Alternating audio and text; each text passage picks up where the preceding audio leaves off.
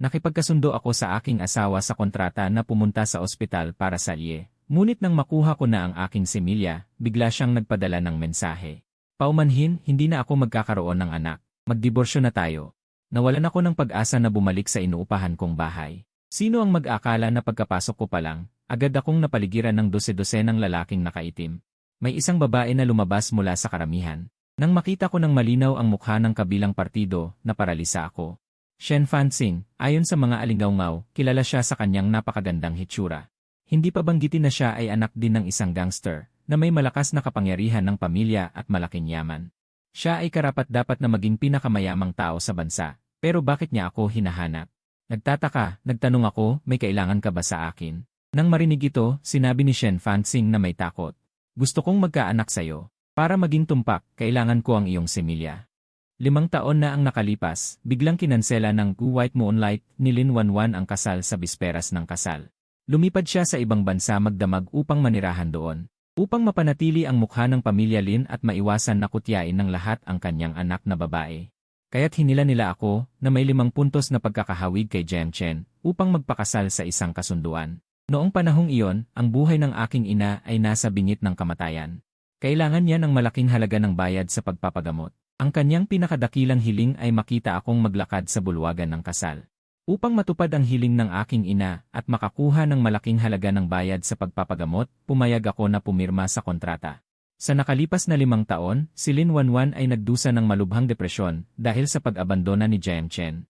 Kapag siya ay may sakit, siya ay umiiyak at nagkakagulo. Ang likod ko ay puno ng mga gasgas niya. Marahan ko siyang inaaliw para pasayahin. Pinupunasan ang kanyang mga luha at binabantayan siya araw at gabi hanggang sa makatulog na naging sanhi ng malubha kong insomnia. Sa kabutihang palad, pinigilan ko ang pagtatangka ni Lin Wanwan na magpakamatay at unti-unting gumaling ang kanyang kalagayan.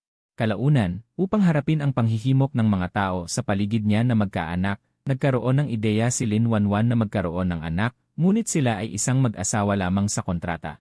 Hindi nila maaaring magpanggap kaya gusto nilang magkaroon ng iye. Ngunit ang biglaang pagbabalik ni Jiang Chen sa bansa. Ginulo ang lahat. Sa sandaling ito, kinalagkad ko ang aking maleta palabas ng pintuan ng villa at nakasalubong ko si Lin Wanwan na umuwi. Pagkatapos magtama ang aming mga mata, bahagya siyang sumimangot na may bahid ng pagkakomplikado sa kanyang mukha. Paumanhin, may nangyaring emergency. Kailangan kong tapusin ang kontrata ng mas maaga. Ang emergency na binanggit niya ay ang pagbabalik ng kanyang White Moonlight sa bansa. Ayos lang. Tutal, 3 buwan na lang bago matapos ang kontrata, sabi ko nang walang pag-aalala. Hindi na bale ang kaunting oras na ito. Tutal ako ang lumabag sa kontrata, babayaran ko ang lahat ng iyong pagkalugi. Maaari mong itaboy ang sports car sa garahe. Maaari kang pumili ng kahit anong villa sa ilalim ng aking pangalan. Ang presyong hinihingi mo ay ipapadala ko sa iyong account. Ang bahagyang paos na boses ni Lin Wanwan ay nagpapakita ng bakas ng pagkakasala. Nagpapasalamat siya sa aking pagsama sa kanya araw at gabi.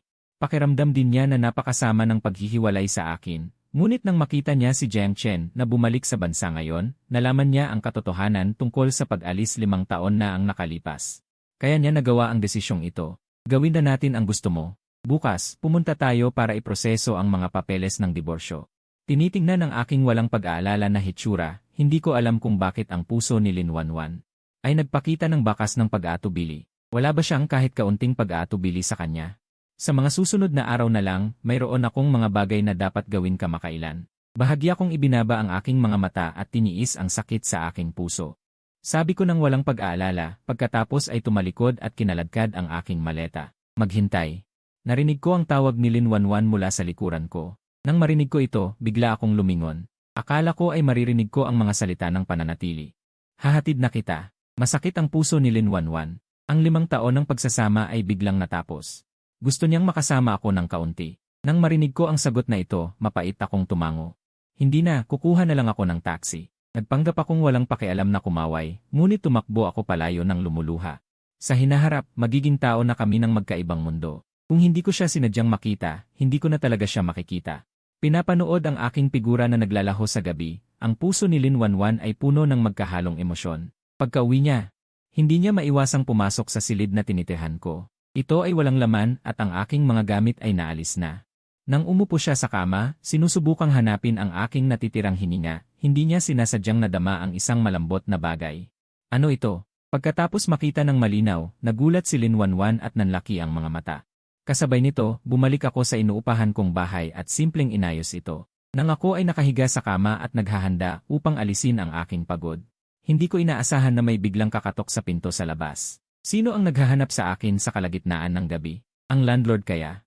Nag-aalala, binuksan ko ang pinto, ngunit natuklasan na mayroong isang grupo ng matatangkad at malalaking bodyguards na nakaitim na nagtipon sa labas. At isang babaeng sekretary. Nakahanay sila, at isang matangkad at masamang figura ang lumabas mula sa karamihan. Sino kayo? Nagtataka kong tanong.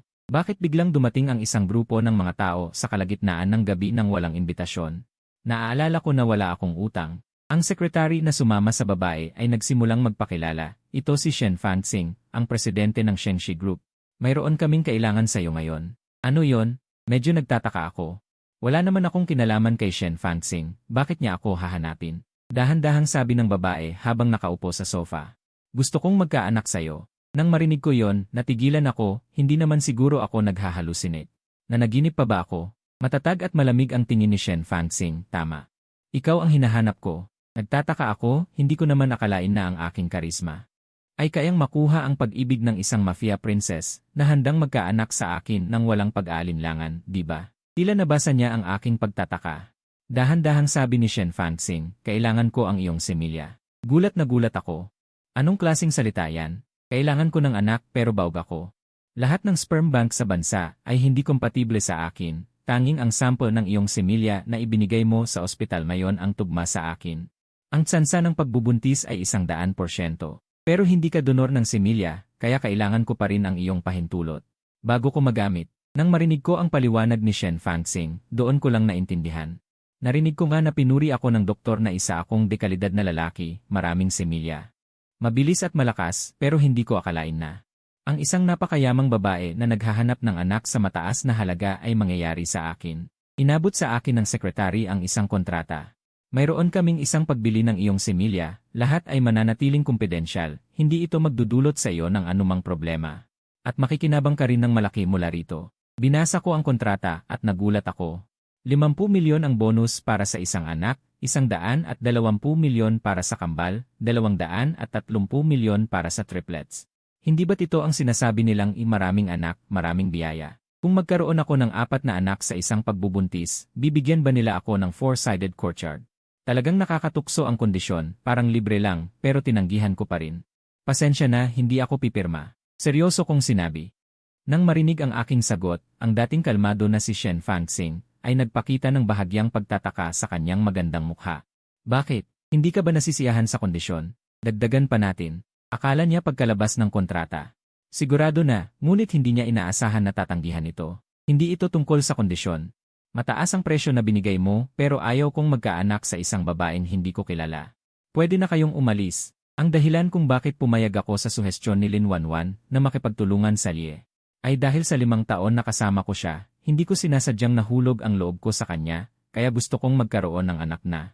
Kanilang dalawa. Dumilim ang tingin ni Shen Fanxing nang makita niyang hindi ako nagbabago ng isip. Hindi niya ako pinilit gamit ang kanyang posisyon, sa halip ay inilabas niya ang kanyang business card at inilagay sa mesa at malamig na sinabi. Mag-isip ka, hanapin mo ako. Pagkatapos ay umalis siya kasama ang kanyang mga tauhan. Sa ilalim ng gabi, ang sekretary na sumunod kay Shen Fanxing sa sasakyan ay nagreklamo, ang tanga naman ni Muje. Hindi siya pumayag, Presidente, susuko na lang ba tayo? Nang marinig ito, bahagyang sumandal si Shen Fanxing sa upuan at matatag na sinabi, pumapayag siya. Sa kasalukuyan, sa bahay ng mga Lin, nakita ni Lin Wanwan sa aking kama ang isang gamit na medyas na itim. Hindi ito sa kanya, dahil hindi siya nagsusuot ng medyas na itim, akala niya ako ay isang dalisay na mandirigma ng pag-ibig. Malinis sa katawan, hindi ko akalain na katulad ako ng ibang mga lalaki, na matagal na siyang pinagtaksilan. At sa ilalim pa ng kanyang ilong, nagdala pa ng babae sa bahay para magliwaliw. Nakaramdam ng pagkasuklam si Lin Wanwan. Namumula na ang kanyang mga mata, sa galit niya, agad niya akong tinawagan. Muje, nakakadiri ka. Kaya pala napakadali mong pumayag sa aking hiling na magdiborsyo, iyon pala ang dahilan. Natulala ako nang marinig ko iyon. Wanwan, anong sinasabi mo? Naiinis si Lin Wanwan. Huwag mo akong tawaging Wanwan, hindi tayo close. Talagang nagsisisi ako. Kung paano ako nakapamuhay sa loob ng 5 taon sa isang lalaking hindi totoo. Ang bawat salita ay tumagos sa aking tainga. Nakaramdam ako ng init na kumalat sa aking mga mata, ang matinding sakit ay tila dudurog sa akin. Hindi ko maintindihan ang ibig mong sabihin. Mayroon bang hindi pagkakaunawaan? Anong hindi pagkakaunawaan? Tama ang pagdiborsyo ko sa'yo. Mas mabuti pa si Jiang Chen kaysa sa'yo, hindi man lang siya makakagawa ng ganitong klaseng pagkakamali, buti na lang sa loob ng 5 taon. Hindi ako nahulog sa'yo kung hindi ako ang magsisisi. Sa galit, sinabi ni Lin Wanwan ang mga masasakit na salita, huwag ka nang magpakita sa akin. Sumasakit ang kanyang puso. At mayroon ding mga luha sa kanyang mga mata, ang mga malulupit na salita, tulad ng mga kutsilyo na may honey, na nagpapasakit sa aking puso. Lin Wanwan, bago pa ako matapos magsalita, biglang pinatay ang telepono tulad ng pagpatay sa aking pag-asa. Ang mga alaala ng nakaraan kasama si Lin Wanwan ay mabilis na nagdaan sa aking isipan, hindi ko akalain na ganito pala ako kamuhian ni Lin Wanwan. Akala ko sa mga ipinakita ko sa mga nakaraang taon, kahit hindi ko man makuha ang pagmamahal niya, kahit papaano magkakaroon siya ng magandang impresyon sa akin. Nang subukan kong tawagan siya pabalik, napansin kong walang sumasagot, siguro na-block na ako. Ilang sandali pa, tumunog ulit ang cellphone ko, agad ko itong sinagot. Siyempre hindi boses ni Lin Wanwan ang sumagot, kundi ang kaibigan kong si Xiaojian, si Muje. Tignan mo nga kung naiwan ko ba sa bahay mo yung black stockings ko. Si Xiaojian ang roommate ko noong college. Matagal na siyang cosplayer, noon ay gagawa siya ng set ng litrato para sa promotion, kaya hiniram niya ang kwarto ko para maging accurate. Nagsuot ng black stockings, nagpanggap na long legs na magandang dalaga, at nagpost ng iba't ibang style sa harap ng kamera.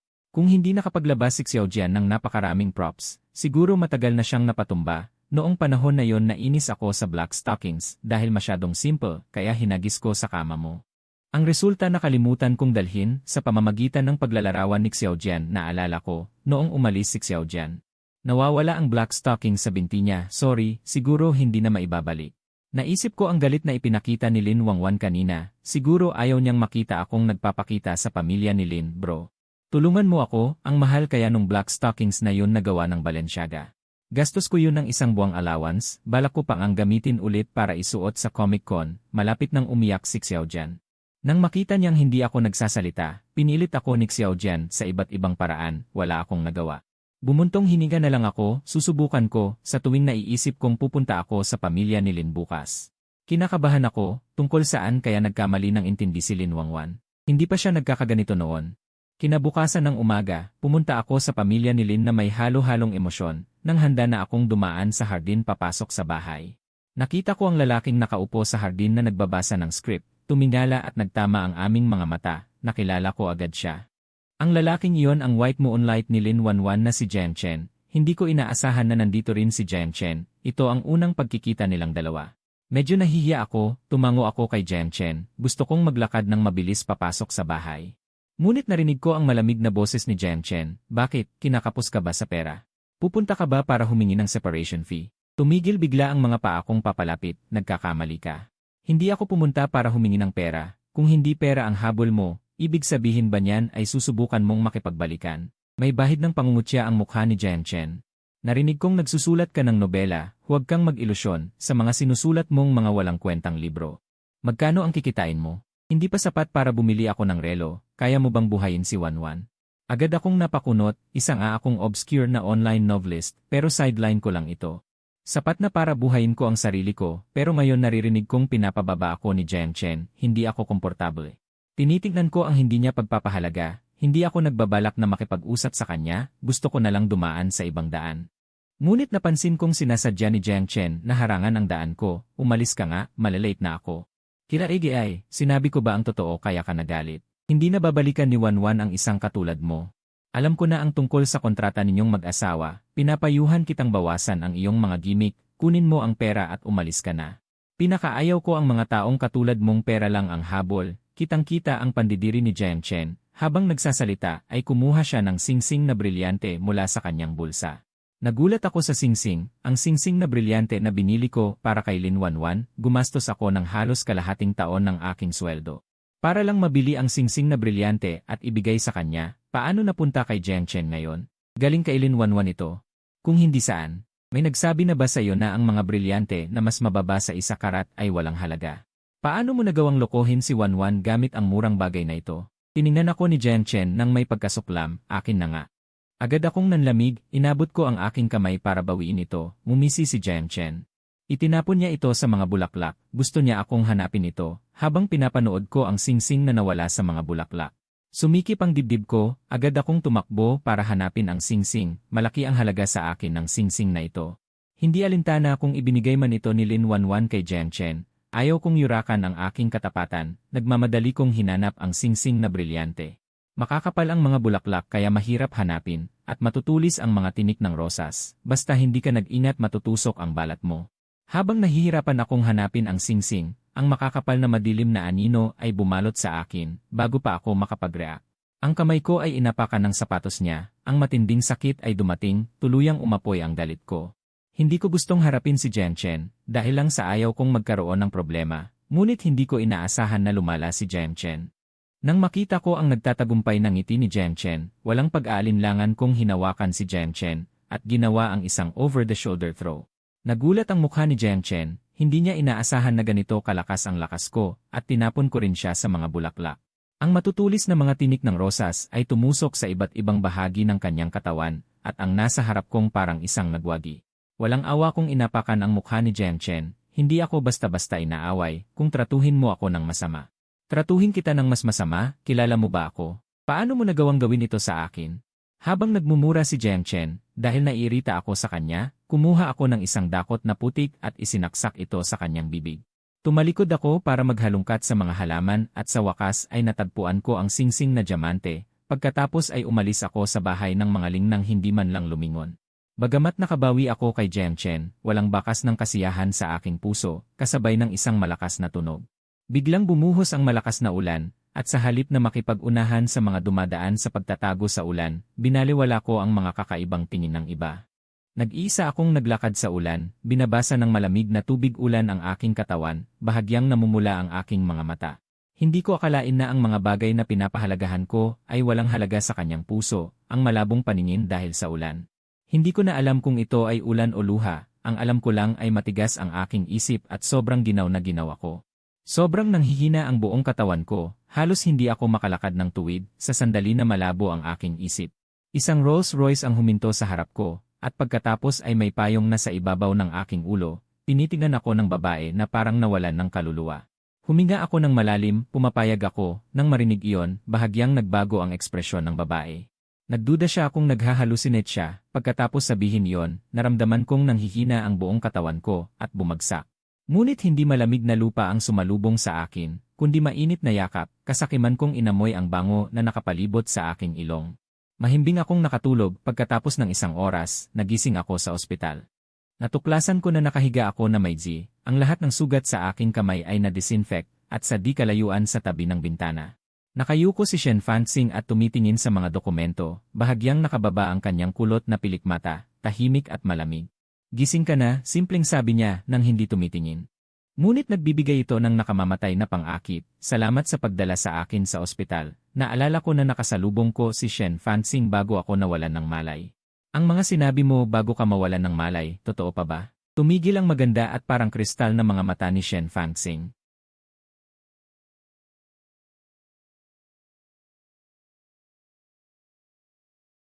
Pupunta ako para suriin ang tagapagmana ng grupo, at ang aking sandigan, kinuha ko ang kontrata mula kay Shen Fanxing.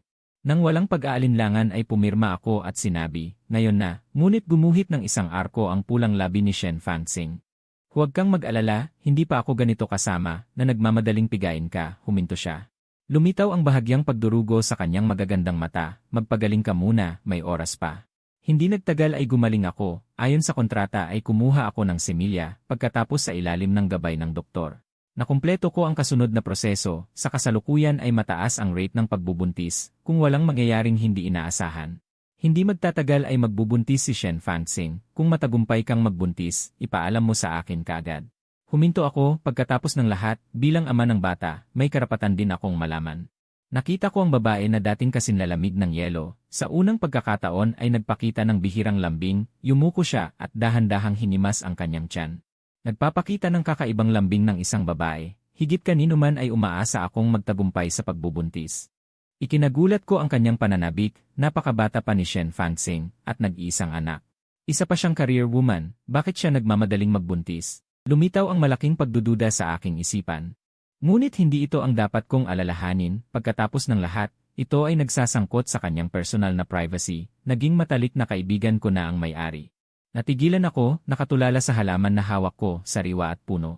Malinaw ang bawat talulot, katulad ng mga succulent na binibili ko para kay Linwanwan bawat linggo, habang tinitingnan ko ito, namula ang aking mga mata. Noon, hindi pa sapat ang aking kondisyong pampinansyal para bilhan siya ng mga mamahaling rosas na iyon, pagkatapos malaman na iniwan siya ni Jiang Chen para sa ibang bansa. Araw-araw siyang naglalasing, paminsan-minsan ay nagtatangkang magpakamatay, noong mahina ang kanyang emosyon. Nagpapadala ako ng succulent sa kanya, hindi ko alam kung dahil sa halaman, talagang pumula ang kanyang mukha. Bumuti rin ang kanyang kalagayan, kaya't naging isang ugali na ito, hindi na ako bibili ng succulent ngayon. Ngumiti ako sa may-ari, kumuha ka ng cactus, sa loob ng opisina sa pinakamataas na palapag ng Shengxi Group. Abala ang sekretarya, ngayon ay araw ng mga puso, ang mga nanliligaw sa presidente ay masigasig. Halos maging dagat ng bulaklak ang buong opisina, tumatanggi si Shen Fanxing na tumanggap ng mga bulaklak, ngunit sadyang tuso ang mga taong ito. Kahit na naset na ang pagtanggi, nagsisikap pa rin silang ipadala sa opisina ni Shen Fanxing. Presidente, ano ang gagawin natin dito? Nag-aalala ang sekretarya habang nakatingin kay Shen Fanxing. Nakaupo si Shen Fanxing sa isang leather sofa, nakayuko at nagbabasa ng libro. Simpleng sinabi niya, napakadali. Ipagbili mo lahat, ngayon ay araw ng mga puso, hindi bababa sa 5 beses na mas mataas kaysa sa normal na presyo. Nagulat ang sekretarya, labis niyang hinahangaan si Shen Fanxing, sobrang talino sa negosyo. Hindi nakapagtataka na naging pinakamayamang babae siya, ngunit ang tangang si Nuje. Talagang sinusubukan niya, nakita ng sekretarya sa gitna ng nakahilig na kulay rosas na rosas, mayroong isang kapansin-pansing cactus. Hindi niya mapigilang magbiro, ngayon ko lang nakita na may nagbigay ng cactus sa araw ng mga puso. Doon lamang nakuha ang atensyon ni Shen Fanxing mula sa libro, tiningnan niya ang cactus sa kamay ng sekretarya. Natigilan siya, galing ba ito kay Nuje? Tumango ang sekretarya. Ipinadala ito sa kumpanya ng sekretarya, hindi nakapagtataka na gusto siyang hiwalayan ng kanyang asawa. Ang hindi romantiko, umaasa pa siyang makukuha ka sa isang pot ng cactus. Itatapon ko na ang cactus ngayon para hindi na makasakit sa mata mo. Sabi may hawak na cactus yung sekretarya. Aalis na sana siya nang biglang maalala. Napasinghap ang sekretarya, nagtama ang paningin nila sa napakalamig na mukha ni Shen Fanxing.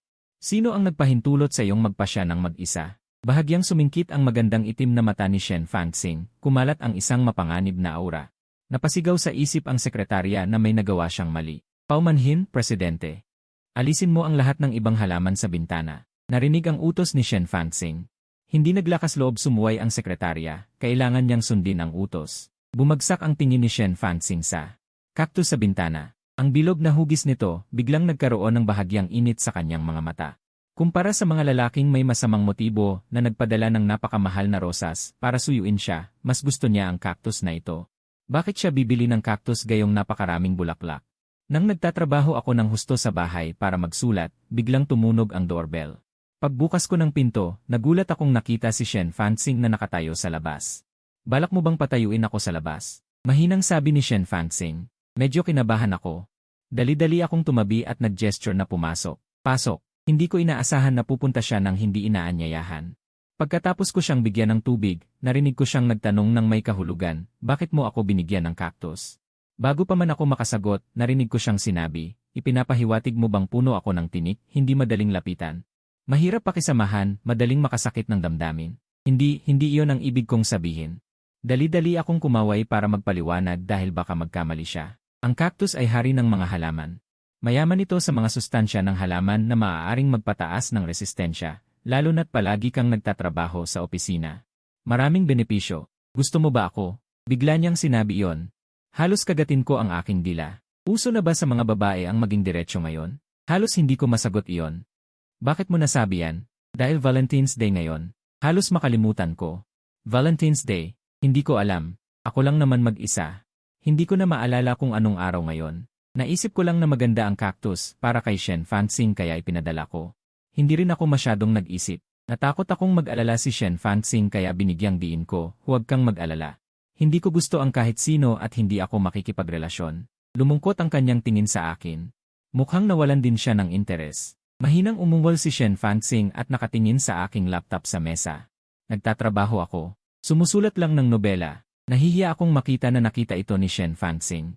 Sa totoo lang, maliban sa mga kakilala ko, kakaunti lang ang nakakaalam na part-time akong sumusulat ng nobela. Pangunahing dahil hindi ako kilala. Wala rin akong anumang obra maestra. Anong pamagat? Nagulat ako nang marinig ko ang kanyang sinabi. Nahihiyang napakamot ako sa ulo. Hindi masyadong sikat. Huwag mo nang tingnan. Medyo bata pa. Kung hindi mo sabihin, mayroon pa rin akong libu-libong paraan para malaman. Naisip ko ang malakas na background ni Shen Fanxing. Naisip kong hindi siya nagyayabang. Sa halip na matuklasan niya, mas mabuti pang sabihin ko sa kanya ang totoo. Ang pangalan ko sa panulat ay Chang'an Tingsu. Ang sinusulat kong libro ngayon ay tinatawag na Reverse Advent. Lanan, mahina siyang tumango. Walang masyadong pagbabago sa kanyang mukha. Ano, okay lang ba kung tapusin ko ang pag-update? Wala akong nakaimbak. Kung hindi ako mag-upload ng chapter ngayon, hindi ako makakatanggap ng buong bonus. Nakita kong paubos na ang oras kaya tumawa ako. Sige, magsulat ka. Kaya nag-concentrate ako sa pagsusulat. Pagkatapos kong magsulat sandali, kinaway ko ang aking kamay bilang gawi. Ngunit napansin kong nakatitig sa akin ang isang matinding tingin. Pagtingin ko sa itaas, nakita ko si Shen Fanxing na nakatitig sa aking kamay. Umiti ako. Lumang sakit na. Nasira ang balikat ko. Masyado akong nagtatype. Magpahinga ka muna para gumaling ka. Magpahinga ka ng mabuti. Alis na ako. Tumayo si Shen Fanxing mula sa sofa. Ako mismo ang naghatid sa kanya pababa. Pagkasakay niya sa kotse, sinabi niya sa babaeng sekretarya. Maghanap ka ng mga bagay na panggamot sa frozen shoulder. Ipadala mo rito sa kanya sa susunod. Bukod pa rito, kontakin mo ang Sihong City Novel Network. Interesado ako sa isang nobela. Pag-usapan natin ang promosyon. Pagkatapos kong tapusin ang pag-update, binuksan ko ang backstage at natigilan ako. Binabati kita sa may akda. Nakakuha ka ng malakas na rekomendasyon sa hot search. Binabati kita sa may akda. Nakakuha ka ng mainit na rekomendasyon sa channel ng I. Mayroong 30 system reminders na nagpapaalam tungkol sa mga rekomendasyon sa website. Akala ko nasira ang server. Dali-dali akong naghanap ng editor. Editor, sira ang backstage ko. May 30 notification messages na dumating ng sabay-sabay. Sira? Hindi pwede. Nabenta na ang karapatan sa pelikula ng libro mo. Gagawa ng pelikula ang sikat na direktor na si Direk Chen. Hindi ba dapat samantalahin ng website ang pagkakataong itulak ito? Parating na ang napakalaking swerte mo. Sa sinabi niyang iyon, nabigla ako. Direk Chen, siya ba yung nanalo ng 5 gintong parangal sa bansa at nominado rin bilang Best Director sa Oscars? Dapat mong malaman na ang mga gawa ni Direk Chen ay nananalo ng mga parangal o kaya naman ay malaki ang kita sa takilya. Napakahalaga nito. Hindi ko rin inaasahan na magugustuhan ni Direk Chen ang gawa ko at gagawin pa itong pelikula. Pero bakit biglaan? Bigla akong naguluhan. Hindi kaya si Shen Fanxing ang nasa likod nito? Tutal, napaka-convenient ng lahat. Pagkatapos magtanong ni Shen Fanxing ng pangalan ko, agad na itinulak ulit ang libro ko. Sa pag-isip na yon, dali-dali kong tinawagan si Shen Fanxing. Mabilis na sinagot ang tawag. Ako si Mukson, nagtatanong. Ikaw ba ang nagrekomenda ng libro ko? Mahalaga ba? Natigilan ako sa sagot niya. Hindi gagawa ng negosyo ang isang negosyante na malulugi. Ang magagawa ko lang ay ipaalam ka sa mas maraming tao, ngunit kailangan mong magkaroon ng kakayahan para dito. Bahagyang sinabi ni Shen Fanxing. Ang puso kong nawalan ng pag-asa ay muling nabuhayan. Salamat. Kung hindi dahil sa tulong ni Shen Fanxing, maaaring wala pa rin akong pangalan ngayon. Hindi para sa iyo ito, para ito sa batang isisilang. Tumigil si Shen Fanxing.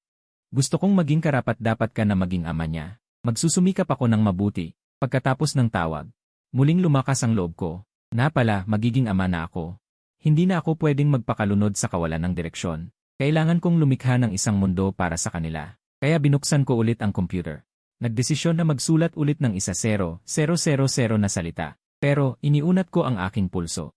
Talagang masakit at namamaga. Ang shoulder and neck pain ay nakakaabala sa akin para yumaman. Habang nag-aalala ako, may tumunog na doorbell sa labas. Binuksan ko ang pinto. Nakita ko ang driver ni Shen Fanxing. Isang tambak ng mga gamit sa tabi niya na nakatayo sa harap ng pinto. Umiti lang siya nang makita ako. Ginoong Mu, pasensya na po sa abala sa pagpapahinga niyo sa gabi. Pinapadala po ito ng aming young lady. Ito po ay gamot para sa pamamaga. Makakatulong para maibsan ang sakit sa leeg at balikat. At itong wrist support ay makakatulong para mabawasan ang sakit sa pulso. Para sa ointment na ito, napaka-epektibo nito para sa pagpapagaling. Hindi ko inaasahan na magiging ganito kaalalahanin si Shen Fanxing. Dapat mong malaman na ako.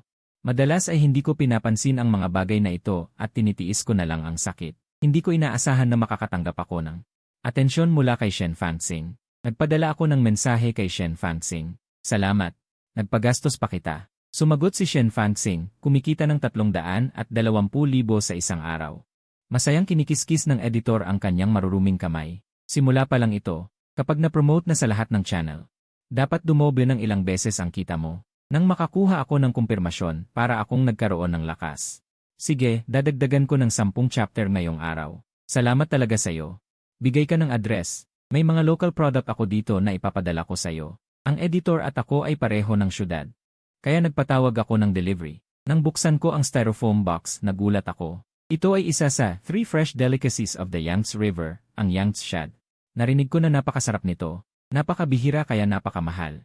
Napakamahal kaya hindi ko kayang kainin ang isdang ito. Sakto naman nakaarawan ng tatay ko.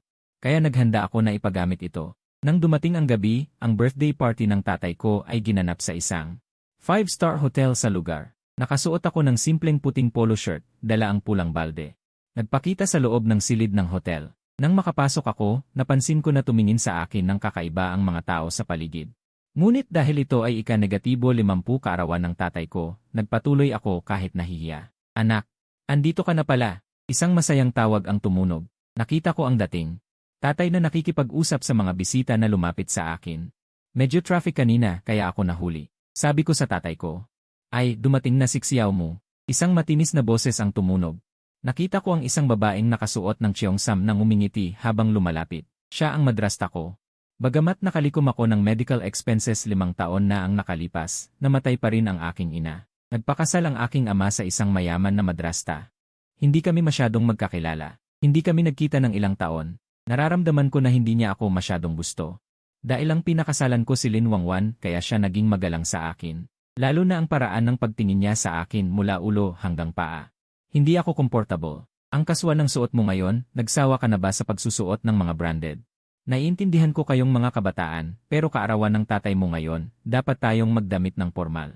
Ang pangalawang ina ay nakangiti, ngunit nagbibigay ito sa akin ng pakiramdam na mayroong nakatagong layunin. Itinuro pa niya si Jiang Mingsuan na abala sa malayo at sinabi, ang kapatid mong iyan, napakabobo, sa sobrang init ng panahon. Gustong magpatahi ng suwit, binalot ang sarili ng mahigpit, at sinabing maganda siyang tingnan. Hindi pwedeng mawala ang imahe ng ating pamilya. Nahihiyang sinabi ng ama sa pangalawang ina, okay lang kung komportable ang bata sa suot niya. Hindi natuwa ang pangalawang ina, ang daming nanonood, anak mo siya. Kailangan pa ring maging maingat sa detalye. Narinig ko ang ibig sabihin ng pangalawang ina, at ayaw kong mapahirapan ang ama sa bahay. Kaya nagkibit balikat ako at tumango, sige po, tita, sa susunod mag-ingat ako. Nang makita ito, nagpasalamat sa akin ng ama, tutal manugang siya, at hindi madaling makapag-asawa ng mayaman. Pero nasaan si Wanwan? Bakit ikaw lang ang nakikita ko? Tanong ng pangalawang ina. Matagal ko nang inaasahan ang ganitong senaryo, kaya sinabi ko. Tita, ako lang po ang pumunta. May inaasikaso po si Wanwan, hindi siya makakapunta. Nawala agad ang ngiti sa mukha ng pangalawang ina. Halata ang pagkainip sa tono niya, hindi mo siya kadugo pero mas pinapahalagahan mo siya. Kung ikaw lang ang pupunta, mas mabuti pang hindi na lang. Kahit mahina, narinig ko pa rin. Mahigpit kong kinagat ang aking labi. Sanay na ako sa walang pusong pagbabago ng pangalawang ina, tutal tinitingala ako ng mga tao sa paligid. Dahil nagpakasal ako sa mayaman at makapangyarihang anak ng pamilya Lin pagkaupo. Dumating na ang pagbibigay ng regalo. Maraming bisita ang nagbigay ng mamahaling regalo, hindi man gintong iskultura. O kaya'y alak. Ipinagmalaki ni Jiang Mingsuan ang isang e-wallet sa harap ng lahat at sinabi. Tito, ito po ay espesyal kong ipinarserve sa isang personal shopper, limited edition po ito. Naway lumago ang iyong kayamanan at mapuno ka ng swerte. Nakangiting dagdag ng pangalawang ina. Sobrang pinaghandaan ng batang ito ang birthday party na ito, 1 buwan pa lang bago naghanda na siya. Pumuri ang mga tao sa paligid. Napakabuti naman, Mang, kahit hindi kayo magkadugo, talagang buong puso siya sayo. Nakangiti si Jiang Mingsuan at sobrang saya niya. Nang ako na ang magbigay. Inabot ko sa ama ang isda sa timba, pa, ito ang regalo ko sayo. Masarap at malambot ang laman ng isda, gusto kong matikman mo. Nawala ang ngiti ng ama. Kanina pa niya ako nakikitang may dalang timba, hindi niya maintindihan ang ibig kong sabihin, pero hindi niya inaasahang ito pala ang regalo ko sa kanya. Hindi ka marunong pumili ng regalo, bakit hindi ka tinulungan ng ate mo? Hindi ka ba pinapaboran sa bahay? Hindi ka ba pinapansin ng ate mo? Panunukso ni Jiang Mingsuan, biglang may mga nagtawanan. Alam ng lahat na mataas ang lipad ko sa pamilya Lin, hindi kami bagay, iniisip ng mga tagalabas na hindi kami tatagal ng 7 taon. At maghihiwalay kami, hindi ko inaasahang ganito kabilis magkaroon ng senyales. Sinamantala naman ito ng pangalawang ina. Nagkunwaring nagsabi, Xiao Mu, hindi ko sinasabing hindi maganda ang regalo mo, pero anong klaseng isda ba ang hindi natin nakakain? Kahit isang kahon ng gatas ang ibigay mo, hindi kita pagsasabihan. Nakita ko ang pagkadismaya sa mata ng ama. Namumula ang mata ko, natatawa na lang ako, hindi niyo talaga makakain ang isdang ito. Hindi ko nga kayang kainin pero ibinigay ko sa ama. Pero hindi ko inaasahang aayawan ito. Nakangising sinabi ng pangalawang ina, Xiao Mu. Anong klaseng isda ba ang hindi nabibili sa palengke ngayon? Kung wala man, pwede ring mag-order online. Halata ang ibig niyang sabihin, kailangan kong tumigil, huwag na akong makipagtalo. Sa pagkakataong ito, may isang bisita ang nagsalita para sa akin. Hindi siya nagkakamali, ito ay Changjiang Pomfret. Napakabihira nito sa merkado, napakamahal, umabot na sa 6 na numero ang presyo. Pagkarinig ng iba, lumapit sila at nagpuri. Nang marinig ang papuri ng mga bisita, napagtanto ng ama na hindi siya binabastos ng anak niya, kundi tahimik siyang gumawa ng ganito para sa kanya. Nahihiya siya dahil kanina pa niya tinitingnan ang anak niya ng masama. Nanlaki ang mata ng pangalawang ina. Halos mabasag na ang kanyang mga bagang, hindi niya inaasahan na ganito ako kagaling na makakakuha ako ng Changjiang Pomfret. Hindi rin natuwa si Jiang Mingxuan, kinuyom niya ang kanyang kamao, Kuya, napakahusay mo. Nakukuha mo ang mga ganitong klaseng bagay. Ngunit hindi nagalit si Jiang Mingxuan sa harap ng lahat, sa halip ay nakangiting nagsalita. Idolo talaga kita, parang walang bagay na mahirap para sayo. Sinundan ng pangalawang ina ang sinabi ni Jiang Mingxuan. Hindi ba? Simula pagkabata, matalino na ang kuya mo, nagtapos sa 211 na universidad. Napakahusay niya, kung hindi, bakit siya magugustuhan ng anak ng pamilya Lin pagkatapos niyang magtapos, at gustong-gusto siyang pakasalan. Pinapanood ko ang pangalawang ina at ang kapatid ko na nagtutulungan para purihin ako, at naramdaman kong may mali. Ito ba ang sinasabing sprays to kill? Sa sumunod na segundo, nakangiting tumingin sa akin si Jiang Mingxuan, Kuya, balak kong mag-aral sa Harvard University sa ibang bansa. Ngunit kailangan ko ng rekomendasyon, hindi ako makahanap ng taong babagay. Napakahusay ng pamilya ng ate. Hindi ba madaling sumulat ng rekomendasyon para sa akin? Dumilim agad ang aking paningin, napakalaking hiling nito. Di ba't napakadaling sumulat ng liham ng rekomendasyon para sa akin? Dumilim agad ang paningin ko, napakalaking hiling naman nito. Talagang pinagplanuhan pang gamitin ang relasyon ng pamilya Lin para makapasok sa Harvard, dagdag pa ng madrasta. Huwag kang mag-alala, pamilya tayo, siguradong tutulungan ka ng kuya mo. Sa sumunod na segundo ay tinanggihan ko na siya, pasensya na, hindi ko kaya. Nang marinig iyon, ang ngiti sa mukha ng madrasta ay biglang nawala, hindi ba niya kayang tumulong sa ganoong kaliit na bagay? Kung makapasa ang kapatid mo sa Harvard, malaking karangalan iyon sa ating pamilya, ikaw rin ay magkakaroon ng karangalan. Tumango ng tumango si Jiang Mingxuan, tama, kuya, sasamahan kita sa cafeteria ng Harvard para kumain. Huwag kang maging masyadong makitid ang isip, sabi ko nang walang ekspresyon, hindi ko talaga kaya. Dahil makikipaghiwalay na sa akin si Lin Wanwan, isang paungusap na ikinagulat ng lahat, walang sinuman ang nakaisip na mangyayari iyon. Nakadalo na nga sa isang malaking pagdiriwang, nakakuha pa ng malaking chismis, maghihiwalay na kayo? Nagulat ang ama ko, sa pagkakataong ito ay parang hindi makapaniwala ang madrasta ko, asawa. Naniniwala ka talaga? Nakapagdala pa nga siya ng isdang Changjiang, halatang galing iyon sa tulong ni Lin. Imposibleng maghiwalay, parang ang mamahaling gamit na iyon, hindi naniniwala ang madrasta ko na kaya kong magkaroon noon ng mag-isa. Tiyak na si Lin Wanwan ang nagtutulak sa likod ng mga pangyayari, kalmado kong sinabi, hindi ako nagsisinungaling. Totoo iyon, kung hindi, anong dahilan ni Lin Wanwan para hindi ako samahan dito? Nagkataon lang na mayroon akong isdang Changjiang, regalo iyon ng editor ko, tumawa ang madrasta ko. Manunulat ka pa naman ng nobela, bakit ang dami mong butas sa pagsisinungaling, bakit ka bibigyan ng editor mo ng ganoong kamahal na bagay? Nagbubulungan ang mga tao sa paligid, sa tingin din nila ay palpak ang dahilan na inimbento ko, umiling ang ama ko. Sa tonong walang pag-asa, Xiao Mu, sabihin mo na ang totoo. Nakapamaywang ang madrasta ko, pakiramdam ko tuloy ay isa akong tagalabas. Agad na tinapik ng ama ko ang likod ng madrasta ko para patahanin siya. Tinuturo ako ng mga tao sa paligid, Xiao Mu, hindi naging madali para sa tiyahin mo sa mga nakaraang taon. Tulungan mo na ang kapatid mo dahil mayroon kang ganyang pagkakataon, nga, isang rekomendasyon lang naman. Para kay Lin, napakadali lang yon, bakit ka ba ganyan katigas ang ulo, makakapasok sa Harvard ang kapatid mo? Makikinabang ka rin, bakit ka pa magsisinungaling para lokohin ang isang taong tapat, sa tingin ko naman ay nakakatawa. Madaling sabihin na sumulat ng rekomendasyon, sa totoo lang ay gusto lang nila akong magpasikat kay Lin Wanwan, umasa sa relasyon para ipasok si Jiang Minsuan. Hindi sa paraang marangal siyang makakapasok, iyan ang tinatawag na pagdaan sa likod, halata namang gusto lang ng mga taong ito na guluhin ang lahat. Sinasadya pa nilang gamitin ang moralidad para pilitin ako, nakikita ko pang palihim na tumatawa si Jiang Minsuan, gustong-gusto ng pamilyang ito na hilahin ako pababa. Nakita ng ama ko na lahat ay sinisisi ako para mapanatili ang kaayusan, dali-dali niyang sinabi. Xiao Mu, nahihiya kang magsalita. Tatawagan ko na lang si Wanwan, ako na ang kakausap sa kanya, para sa akin na lang iyon. Para hindi ka na mahirapan pa, sa tingin ko ay walang katuturan, hindi ko naman gustong magkaroon ng utang na loob kay Lin Wanwan. Ama, hindi ba't pinipilit mo lang ako, pinapahirapan mo pa ako, pa? Huwag na, nang handa ng tawagan ng ama ko si Lin Wanwan, biglang may narinig na isang boses sa ere. Pasensya na, parang nahuli ako, isang babaeng malakas ang dating ang lumapit. Nagulat ako sa pagdating ng babae, bakit siya nandito, sa sandaling iyon ay narinig ko ang malakas na bulungan. Ang presidente ng Shen, si Shen Fanxing, bakit siya nandito, hindi ba't hindi siya dumadalo sa mga pagdiriwang? Ang galing ni Xiao Mu, naimbitahan pa niya siya, hindi man kilala ng ama ko ang babaeng nasa harapan niya, pero batay sa reaksyon ng lahat. Tiyak na malaki ang pinanggalingan ng babae. Alam na alam naman ng madrasta ko ang pagkatao ni Shen Fanxing, nanginginig siya sa excitement. Miss Shen, bakit po kayo nandito? Hindi maitago ng madrasta ko ang kanyang kasiyahan. Wala na ang pagpapanggap na nasasaktan, gustong-gusto niya sanang maglagay ng upuan para pagsilbihan ang babae, nang akmang lalapit na si Shen Fanxing. Tiningnan niya ito ng malamig, natakot naman ang madrasta ko na lumapit, bahagyang bumuka ang kanyang pulang labi. Nabalitaan kong kaarawan ng ama ni Mu, mahirap naman na magpanggap na walang alam, kaya kailangan kong magdala ng regalo. Pagkasabi nito, nagulat ang lahat, Mu. Talagang may ibubuga, hindi nakapagtatakang napangasawa niya si Lin Wanwan, kaibigan pa pala siya ng presidente ng Shen. Nagpigil ang madrasta ko, pilit na pinipiga ang ngiti sa kanyang labi, Xiao Mu. Ang tahimik mo naman, ang dami mo palang kaibigan na ganyan kagaling, hindi mo man lang sinabi sa akin. Hindi ko naman kailangang sabihin sa'yo, hindi mo naman siguro gustong kontrolin pati ang mga kaibigan ko, matanda na ako.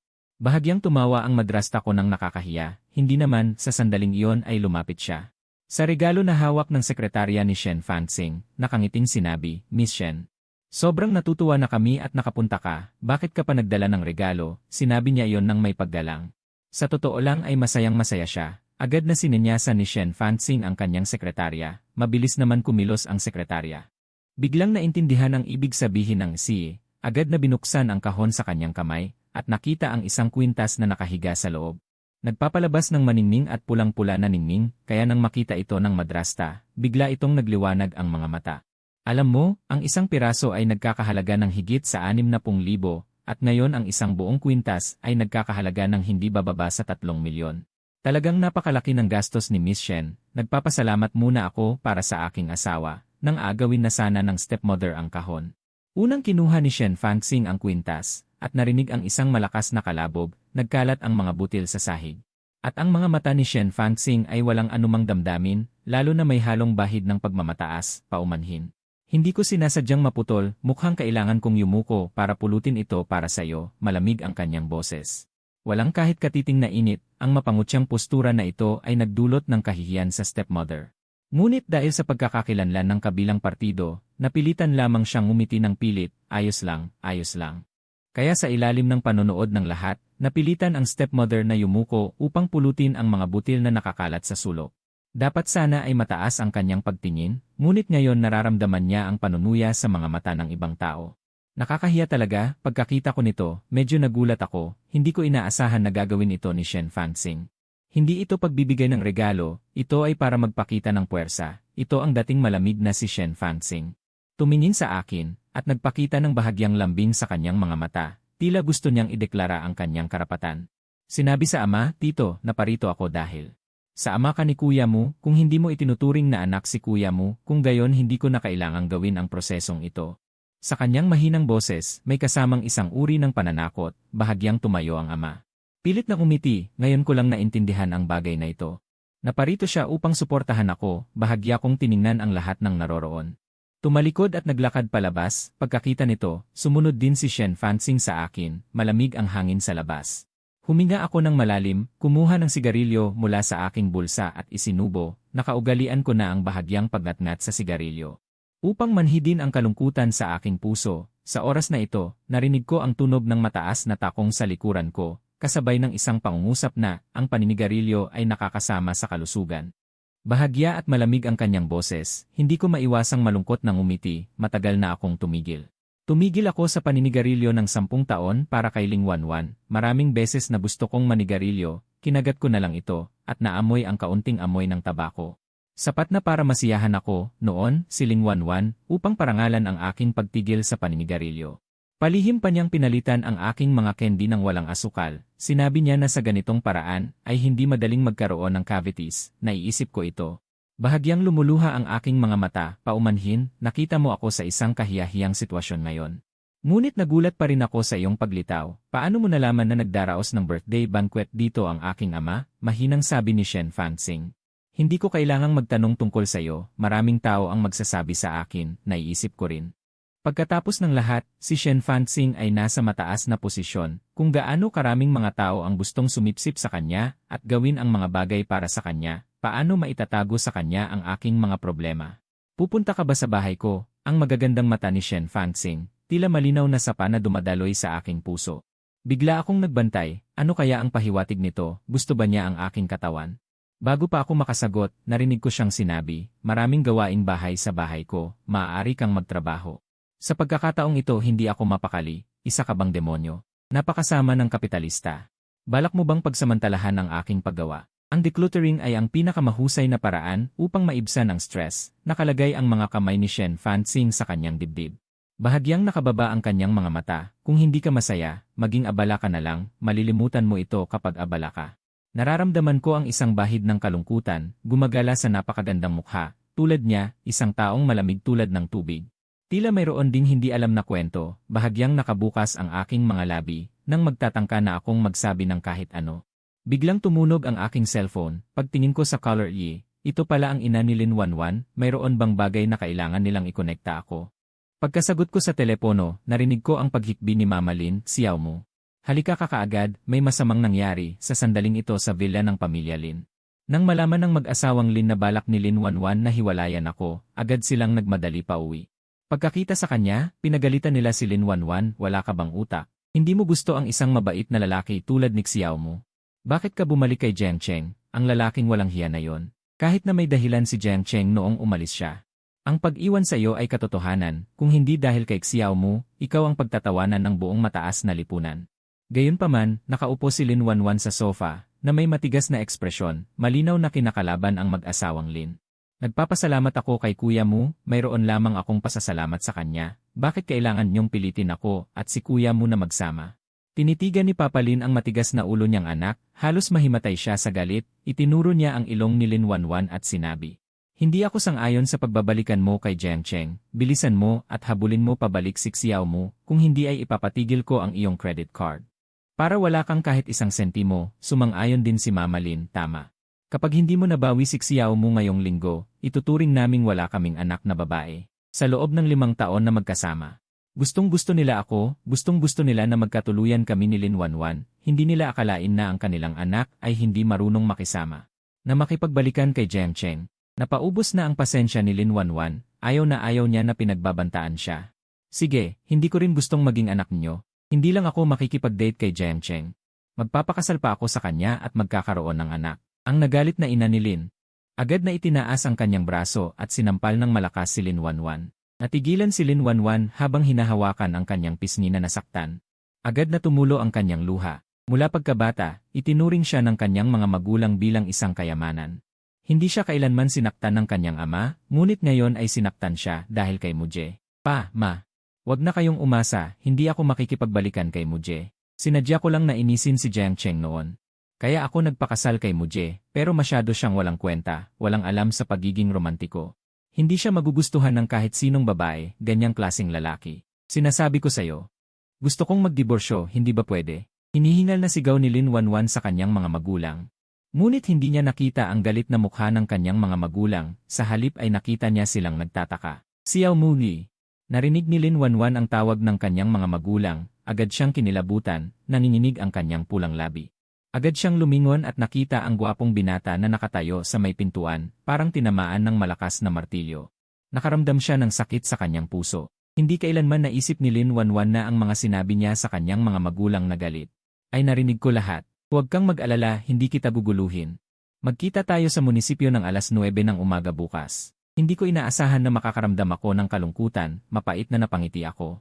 Nabalitaan ko mula kay Linman na may nangyaring malaking bagay, kaya nagmadali akong pumunta, pero hindi ko inaasahan na sa pagdating ko ay maririnig ko ang ganitong kalupit na salita. Akala ko sa puso ni Lin Wanwan, hindi ko maabot ang pinakamamahal.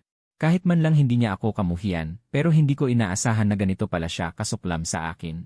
Dahil din dito, naramdaman ko na ang lahat ng aking mga pagsisikap sa loob ng maraming taon ay naging katawa-tawa, ginawa ko lang ang aking sarili na isang katatawanan. Nang isa-isa kong ipahayag ang mga salita, lalong nagsisi si Lin Wanwan, namumula ang kanyang ilong. May luha sa kanyang mga mata, ngunit bago pa siya makapag-react, nakita na niya ang figura na papalabas. Miji, napagtanto ni Lin Wanwan ang seryosong sitwasyon, dali-dali siyang tumakbo sa harap ko. Tumulo ang kanyang mga luha sa kanyang maputing pisngi. Huwag nagkamali ako. Ang sinabi ko kanina ay galit lang, hindi totoo. Para lang inisin ang papa ko. Hindi ito totoo, huwag kang maniwala. Komplikado akong tumingin. Sa umiiyak na dalaga sa harap ko, nakaramdam ako ng panghihinayang. Sabi niya hindi ito totoo. Pero ano ang totoo? Pagbalik ni Jen Chen, agad niya akong iniwan. Natatakot ako na ang sinasabi niya ngayon ay hindi rin totoo. Akitin akong bumalik at iwanan niya ulit ako. Nang maisip ko ito, nanikip ang aking dibdib. Hindi na mahalaga, matagal nang patay ang puso ko, namatay sa mga araw na tinapakan ang mga taong nagbigay ng kanilang tunay na damdamin. Kahit na maikli lang ang pangungusap, para itong kutsilyo na tumusok sa puso ni Lin Wanwan. Hindi na mahalaga ang bagay na ito. O hindi na siya mahalaga. Isang kirot ang gumulo kay Lin Wanwan. Malungkot at desperado siyang umiyak, bakit siya nahihirapan ngayon? Lalo na nang makita niya akong papalabas ng walang pag-aalinlangan, natakot siya, nagpanik siya. Paglabas ko ng bahay ni Lin, nakita ko ang babaeng naghihintay sa akin sa labas. Nakaupo si Shen Fanxing sa isang mamahaling kotse, nakatingin sa aking pulang mata. Bahagyang nakakunot ang kanyang noo, nagkaayos na kayo. Tara na. Binuksan ko ang pinto ng kotse at umupo sa upuan ng pasahero, tumango si Shen Fanxing, at agad na pinaandar ang kotse. Miji, pagkaalis ng kotse, narinig ko ang isang tumatakbong sumisigaw. Matinding tinamaan ang aking kaluluwa, si Lin Wanwan ang sumisigaw sa akin, hihinto ba tayo? Tanong ni Shen Fanxing, bilisan mo. Ipinikit ko ng mahigpit ang aking mga mata. Ang laging nagpapahirap sa sarili ay ang labis na pag-aalala. Ano ang pakialam ko sa totoo? Wala na akong pakialam. Gusto ba akong ipahamak ng langit? Nang makita ni Lin Wanwan na sumakay ako sa sports car ng isang babae, hindi siya makapaniwala na totoo ito. Bagamat hindi niya nakita ng malinaw ang mukha ng babae, nakita lamang niya ang isang figura, ngunit nakikita pa rin niya na maganda ito. Kaya, talagang nagtaksil siya. Ang itim na medyas na yon ay sa babaeng ito. Galit na kinuyom ni Lin Wanwan ang kanyang kamao, namumula ang kanyang mga mata, hindi kita patatawarin. Isang sinungaling. Ngunit pagkasabi niya nito, umiyak na siya. Sa sandaling ito, inihatid na ako ni Shen Fanxing sa may pintuan ng aking bahay, salamat sa iyo ngayon. Sabi ko nang walang emosyon, parang isa akong walking dead, hindi ko man lang magawang pasiglahin ang sarili ko. Kahit ang pagbaba ng pinto ng sasakyan ay walang lakas. Pinanood ako ni Shen Fanxing sa loob ng sasakyan, sinabi ng kanyang pulang labi ng walang bahid. Kung malaki pa rin ang pressure, isipin mong pumunta sa bahay ko. Maraming gawaing bahay. Orihinal na nakayuko ang ulo ko at gustong sumuko. Matapos kong marinig, hindi ko napigilang tumaas ang sulok ng aking bibig. Hindi ko akalain na ang isang ice goddess na tulad niya ay magkakaroon din ng ganitong pagpapatawa. Nakangiti kong tanong, hindi ba't ito ay isa pang paraan upang maging sikat ako? Pagkarinig nito, may init na umakyat sa napakagandang mukha ni Shen Fanxing. Ngunit ang kanyang mga mata ay nanatiling malamig na parang walang anumang pagmamalasakit sa lahat. Isang ilusyon. Pagkatapos niyang magsalita, pinaandar niya ang kanyang sports car at umalis. Kahit na itinatanggi niya. Ngunit ang kanyang mga kilos ay nagpapakita ng isang uri ng kayabangan. Bahagyang gumaan ang aking pakiramdam. Ngunit nang maalala ko na kukunin ko ang divorce certificate bukas, bigla akong nawalan ng gana.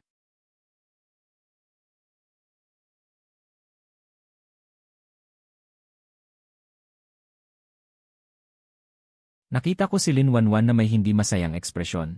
Lumitaw sa harap ko na nakabihis ng magara. Mahigpit ang aking mga labi. Bahagyang bumaba ang sulok ng aking labi. Sadyang binaliwala ko ang pangungutya ni Lin Wanwan at gumawa ng desisyon. Pumasok na tayo. Pumasok na kung pumasok. Akala mo ba gusto ko? Makasama ka sa isang household registration book. Galit na sinabi ni Lin Wanwan. Pagkatapos ay mayabang na. Patungo sa diborsyo sa Civil Affairs Bureau. Maraming psikolohikal na paghahanda ang ginawa niya bago siya pumunta. Akala niya na sadya akong magtatagal. Ilalaglag siya. Hahanap ng dahilan para tumangging pumirma sa diborsyo. Ngunit dumating ako sa oras. Ito ang nagpapadama sa kanya na sabik akong makipagdiborsyo sa kanya ng mas maaga. Wala man lang ba siyang pag-aatubili? Sa ilalim ng aroganteng panlabas na anyo ni Lin Wanwan, bahagyang lumalabas ang sakit na kalungkutan, kahit na nagmakaawa siya sa kanyang sarili. O kaya'y nagpatulo ng dalawang luha, lalambot ang puso ko. Kakanselahin ko ang diborsyo ngayong araw. Ngunit wala siyang ginawa. Pagkatapos pumirma at kunin ang divorce certificate, mayroon ng mga luha na umiikot sa mga mata ni Lin Wanwan. Sige, gaya ng gusto mo. Ang sahod para sa 5 taon ay nailipat na sa iyong account. Sa hinaharap, hindi na tayo makikialam sa isa't isa. Pigil na pigil ni Lin Wanwan ang kanyang mga luha, nagkunwari siyang malaya. Huwag kang bumati kung magkita tayo sa daan. Hindi kita kilala. Pagkatapos matiyak na nailipat ang pera sa account, yumuko ako. Nakaramdam ako ng bigat sa aking puso at hindi ko mapigilang maiyak. Gusto kong sabihin sa kanya na huwag siyang umalis. Ngunit hindi man lang natin magawang maghawak ng kamay. Sa huli, masasabi ko lamang, sige, hanggang dito na lang. Mabilis na umalis si Lin Wanwan. Kinakalagkad ko ang aking pagod na katawan. Bumaba sa mga hakbang ng Civil Affairs Bureau. Wasak ang puso ko. Ang mga aura ng sakit at kalungkutan ay malabo sa aking puso. Ang mga alaala ng nakaraan at Lin Wanwan ay dumadagundong sa aking utak tulad ng isang pagtaas ng tubig sa sandaling ito. Mahigpit kong tinakpan ang aking dibdib. Nakabaluktot at yumuko ako. Nang nahihirapan akong umiyak ng walang tunog.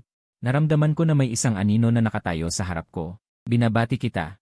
Malaya ka na. Narinig ko ang pamilyar na boses. Palihim na pinahid ang aking mga luha. Sinikap kong ibalik ang aking sarili sa isang napakatahimik na estado. Nang tuminala ako, nakita ko ang napakagandang babae sa harap ko. Nagulat ako. Bakit ka nandito? Ang makita ang ama ng magiging anak ko ay hindi ba isang malaking karangalan? Hindi ba mahalaga? Pinag-isipan ko itong mabuti at tama. Para sa isang taong tulad ni Shen Fanxing. Ang babaeng naghahangad ng pagiging perpekto ay tiyak na hindi gugustuhin magkaroon ng anumang dungis sa kanyang buhay. Huwag kang mag-alala. Ayusin ko ang lahat at hindi kita bibigyan ng anumang problema. Huminga ako ng malalim at nangako. Ngunit hindi nagmadaling sumagot si Shen Fanxing. Sa halip, ginamit niya ang peres ng malinaw at magagandang mata. Tinitigan ako ng diretsyo. Naniniwala ka ba? Isa akong magician. Magtatanghal ka ba ng magic para sa akin? Tumigil si Shen Fanxing. Naniniwala ka ba na balang araw ay pagsisisihan niya ito? Umiti ako ng mapait. Hindi siya ang may kasalanan. Ako ang may kasalanan. Hindi ako dapat nagkagusto. Kung mali ang magkagusto, dapat manatiling single ang lahat ng tao sa mundo. Malinaw at tiyak ang mga mata ni Shen Fanxing. Tulad ng isang bilog na buwan, ibinigay sa iyo ng langit ang karapatang magmahal. Anong mali doon? Para lamang kay Shen Fanxing, napakahirap magmahal, kaya ayaw niyang magmahal. Salamat sa pag-aliw sa akin sa oras na ito. Walang anuman. Hindi kita tinutulungan. Habang nagsasalita, yumuko si Shen Fanxing at hinimas ang kanyang tiyan. Kung talagang nagdadalang tao ako, ayaw kong maranasan ng aking anak na hindi pa isinisilang ang sakit ng pagkawala ng ama. Umiti ako ng walang magawa. Huwag kang mag-alala. Hindi ako baliw sa pag-ibig. Hindi ko isusuko ang aking buhay para sa pag-ibig. Tinitigan ni Shen Fanxing ang lalaking nalulumbay sa harap niya. Nakababa ang kanyang mahaba at kulot na pilikmata. Walang ekspresyon na sinabi. Dadalhin kita sa isang lugar. Sa loob ng isang marangyang 5-star na restaurant. Nakaupo si Shen Fanxing sa sofa at sinabi sa waiter. Dagdagan mo siya ng puting truffle huwag kang huminto. Hanggang sa masiyahan siya. Sa sumunod na sandali, kinuha niya ang baso at kalmadong sinabi. Sa tingin mo ba, hindi ako makakabayad sa kinakain mo? Kahit na makakain ka ng napakagandang pagkain. Ay nakakakilig, ngunit ayaw ko pa ring magsayang. Kaya pinaalis ko ang waiter. Nang inom na si Shen Fanxing, seryoso kong hinawakan ang kanyang daliri at itinuro. Ang pag-inom ng alak sa panahon ng pagbubuntis ay hindi mabuti sa iyong katawan. Ang kanyang malungkot na tingin ay bumagsak sa aking kamay. Nagulat ako at agad na inalis ito. Pasensya na. Sino ang nagsabi na alak ito? Ang kanyang mapulang labi ay nagpakita ng isang mahiwagang at nakakatuwang ngiti. Ito ay katas ng ubas. Huminto siya at muling nagsabi, pag-asa sa panaginip. Namula ang aking mukha at may bahid ng pagkahiya sa aking mga mata. Paumanhin. Nagkamali ako. Hindi naman nagalit si Shen Fanxing, sa halip ay nakangiting. Pinagmasdan ang aking nakakahiyang ekspresyon, nagpakita ng kakaibang pagmamahal. Hindi ka ba kakain ng ice cream? Napansin ni Shen Fanxing na hindi ko pa nagagalaw ang ice cream. Hindi ba't gusto mo yan? Ipinakita ng mga datos na gusto ko ang vanilla ice cream, gustong-gusto ko ang matatamis. Bahagya akong yumuko. May bahid ng kalungkutan sa aking mukha. Noon pa man, hindi ko gusto ang kinakain ko, kundi si Linwanwan. Gagawin ko ang lahat para sa kanya para mapasaya siya. Sa totoo lang, hindi ko masyadong gusto. Mas gusto ko ang maanghang, ngunit hindi makakain si Linwanwan, kaya tinalikuran ko ang maanghang sa loob ng 5 taon. Sa hinaharap, pipiliin ko ang mas gusto ko. Pagkatapos kong sabihin yon, sumimsim ako ng bahagyang maanghang na borsk. Nang makita ni Shen Fanxing na nakarelax na ako. Ang kanyang kaakit-akit na katawan ay bahagyang nagpahinga. Ang kanyang manipis na daliri ay nakapatong sa kanyang maputing pisngi na nagdagdag ng kakaibang lambing. Kasabay nito, itinapon ni Linwanwan ang bagong labas na divorce certificate sa katawan ng kanyang ama. Pa, kontento ka na ba ngayon? Galit na galit ang ama ni Lin. Itinuro ang ilong ni Linwanwan at pinagalitan, wala kang utang na loob. Ang ina ni Lin sa tabi ay dismayado rin kay Linwanwan. Pagkatapos niyang magsalita, umakyat siya sa itaas nang hindi lumilingon. Tinitignan ang rebeldeng anyo ni Linwanwan. Kinagat ng ama ni Lin ang kanyang mga bagang, galit na galit. Baliw siya sa pag-ibig. Ayaw niya ang isang mabuting lalaki tulad ni Muje, si Jiang Chen ang pinili niya. Magdurusa siya sa hinaharap. Sayang naman kay Xiao Mu. Napakarami niyang ginawa para sa kanya sa mga nakaraang taon, ngunit ito ang napala niya. Tinitignan ng ina ni Lin ang kanyang asawa na mukhang napakalungkot. Masama rin ang kanyang pakiramdam. Gayunpaman, agad siyang nakaisip ng isang ideya. Kaya bumulong siya sa tainga ng ama ni Lin, walang makakatalo dito. Bakit hindi natin gawin ito? Agad na nagliwanag ang mga mata ng ama ni Lin, tumango siya, labis na nasasabi. Ikaw talaga ang pinakamagaling, mahal. Siguro may paraan para paglapitin sila. Nakahiga sa marangyang prinsesang kama sa itaas. Biglang nakaramdam si Linwanwan ng pananakit ng tiyan. Siya ay bumaluktot at hinawakan ang kanyang tiyan, mariing kinagat ang kanyang mapulang labi gamit ang kanyang mga ngipin. Masakit. Nagkaroon siya ng regla. Malamang na dysmenorrhea na naman. Halos tuwing nagkakaregla si Linwanwan, nakakaranas siya ng dysmenorrhea, ngunit may isang taong laging kasama niya. Ipagluluto niya siya ng red sugar at longan soup. Papalitan niya siya ng makapal na medyas. Kapag sobrang sakit, paulit-ulit niyang minamasahe ang kanyang tiyan.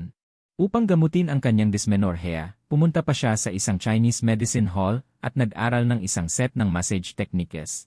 Pagkatapos siyang masahihin, guminhawa ang kanyang pakiramdam. Ngunit ngayon, napakatahimik sa kanyang tabi. Wala na ang boses na yon. Biglang namula ang mga mata ni Linwanwan.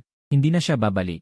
Hindi siya sanay sa pakiramdam na ito ng pagkawala. Hindi niya napigilan ang sarili na mag-dial ng isang numero. Agad siyang natauhan. Ang numero ng cellphone ni Xiao Mu. Nang akmang tatawag na siya, nagulat si Linwanwan. Mariin niyang kinagat ang kanyang mapulang labi, pinipigilan ang galit na mga iniisip sa kanyang isipan. Sa huli, nagpasya siyang tawagan si Jiang Chen. Gayunpaman, walang sumasagot. Ganon din ang nangyari sa ilang tawag. Sa huli, tumawag pa rin si Linwanwan. Ang kanyang puso ay kumakabog, na parang may tumatakbong usa sa loob. Hindi niya alam kung ano ang naghihintay sa kanya. Sa sandaling iyon, sinagot ang telepono. Nagliwanag ang mga mata ni Linwanwan. Ngunit natatakot siyang maging masyadong aktibo. Para hindi isipin ni Xiao Mu na nagmamakaawa siya sa kanya, nagpakita siya ng isang nakakatakot na tono. Hindi mo sinabi sa akin kung nasaan ang gamot sa dysmenorrhea. Kaya hindi ko mahanap. Gayunpaman, isang mahinang pagngisi ng isang babae ang tumunog sa kabilang linya. Sanggol ka ba? Kailangan mo pang tanungin ang iyong dating asawa tungkol sa gamot sa dysmenorrhea. Agad na nalunod ang pag-asa sa mga mata ni Linwanwan. Nanginginig ang kanyang katawan. Nagtanong siya, sino ka? Ipasa mo na sa akin si Muje. Nasaan siya? Tamad na sumagot ang babae. Nasa banyo siya. Tatanungin ko siya kung gusto kanyang kausapin. Huminto siya at muling nagsabi. Gayunpaman, bilang isang dating asawa, nakikipag-ugnayan ka pa rin sa kanya. Hindi ka ba natatakot na magselos ang boyfriend mo? Pagkatapos marinig ang malalim na tanong ng babae. Bumigat ang puso ni Linwanwan. Girlfriend na siya ni Jiang Chen. Ano ba ang ginagawa niya ngayon at nagpunta pa kay Muje? Hindi ba't kahihiyan lang ang matatanggap niya kung tatawag siya? Teka, bago pa siya makasagot, binaba na ang telepono. Siksin niyo ba yan ni Muje sa kabilang linya? Labis na natataranta si Linwanwan. Sobrang sakit ng puso niya, parang sinaksak ng libu-libong espada. Sa sandaling iyon, tumunog muli ang kanyang cellphone. Mabilis na dinampot ni Linwanwan ang cellphone at agad na sinagot. Hello? Akala niya boses ni Muje ang maririnig niya, ngunit boses pala ni Jiang Chen ang narinig niya. Anong nangyari, Wanwan? Kasalukuyan akong nagre-record ng programa kanina, wala sa akin ang cellphone ko. Labis na nadismaya si Linwanwan. Hindi pala si Muje ang tumawag. Ayos lang, namimiss mo ako, no? Magpakabait ka. Kailangan mong maging mas mature. Kailangan ko ring magtrabaho ng mabuti. Hindi kita maaaring samahan kahit saan at kahit kailan. Huwag kang maging matigas ang ulo. May pasalubong ako sa iyo pagbalik ko galing sa ibang lugar. Sa mga sinabi ni Jiang Chen, mayroong isang bagay sa puso ni Lin Wanwan. Hindi niya gusto ang mga sinasabi ni Jiang Chen. Hindi niya talaga alam kung ano ang gusto niya. Kung gusto, gusto. Kung hindi, hindi. Hindi ko kailangan. Padabog na binaba ni Lin Wanwan ang telepono. Pagbalik ko galing sa banyo, narinig ko ang bahagyang pagpapaliwanag ni Shen Fanxing. Tumawag kanina ang dating boyfriend ni Lin Wanwan. Walang tigil ang pagtunog kaya sinagot ko. Tinanong niya kung anong gamot ang dapat mong inumin sa dysmenorrhea. Medyo nagtaka ako, ngunit agad akong kumalma at tumango. Okay, gets ko. Nakita ni Shen Fanxing na hindi ko hinawakan ang cellphone ko. Hindi ka ba tatawag pabalik? Mahina kong sinabi, wala na akong karapatang tawagan siya ngayon. Siguro ayaw rin ng boyfriend niya na tawagan ko siya. Pagkarinig sa sagot ko, bahagyang nagtago ng ngiti ang magandang pulang labi ni Shen Fanxing. Halata na nasiyahan siya sa sinabi ko. Nadagdagan ang kanyang paghanga sa akin. Kinaumagahan, habang nakayuko ako at nagbabasa ng mga dokumento sa loob ng kumpanya. Biglang may malakas na kalabog. Isang malaking bungkos ng bulaklak ang ibinato sa mesa ko, muntik na akong matamaan sa mukha. Muje, tingnan mo ang ginawa mo. Hiwalay na nga kayo, balak mo pa ring buluhin ang girlfriend ko. Sumimangot ako. Nang tumingala ako, nakita ko si Jiang Chen na nagtatanong at naningisi. Anong ibig mong sabihin? Hindi ko nagugustuhan ang pagtingin sa kanya. Hindi ko gusto ang biglaan niyang pagpunta dito para maghanap ng gulo ng walang sapat na dahilan. Lumabas tayo at mag-usap. Ayaw ko rin na maging usap-usapan ng mga katrabaho ko ang mga bagay-bagay tungkol sa akin. Dahil isa siyang pampublikong personalidad.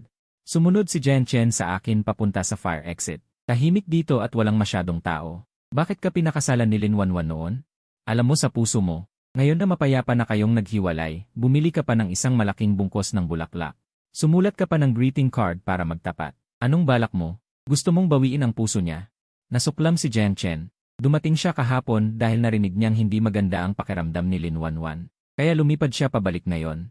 Ngunit hindi niya inaasahan na sa may pintuan ng bahay, ang bulaklak na ibinigay niya kay Lin Wanwan noong kasal nila ay ako pa rin pala ang bumili. Galit na galit siya kaya agad niyang inalam kung saan ako nagtatrabaho at nagpunta para manisi at magtanong. Natigilan ako. Agad kong nilinaw, hindi ako bumili ng bulaklak at hindi rin ako sumulat ng greeting card.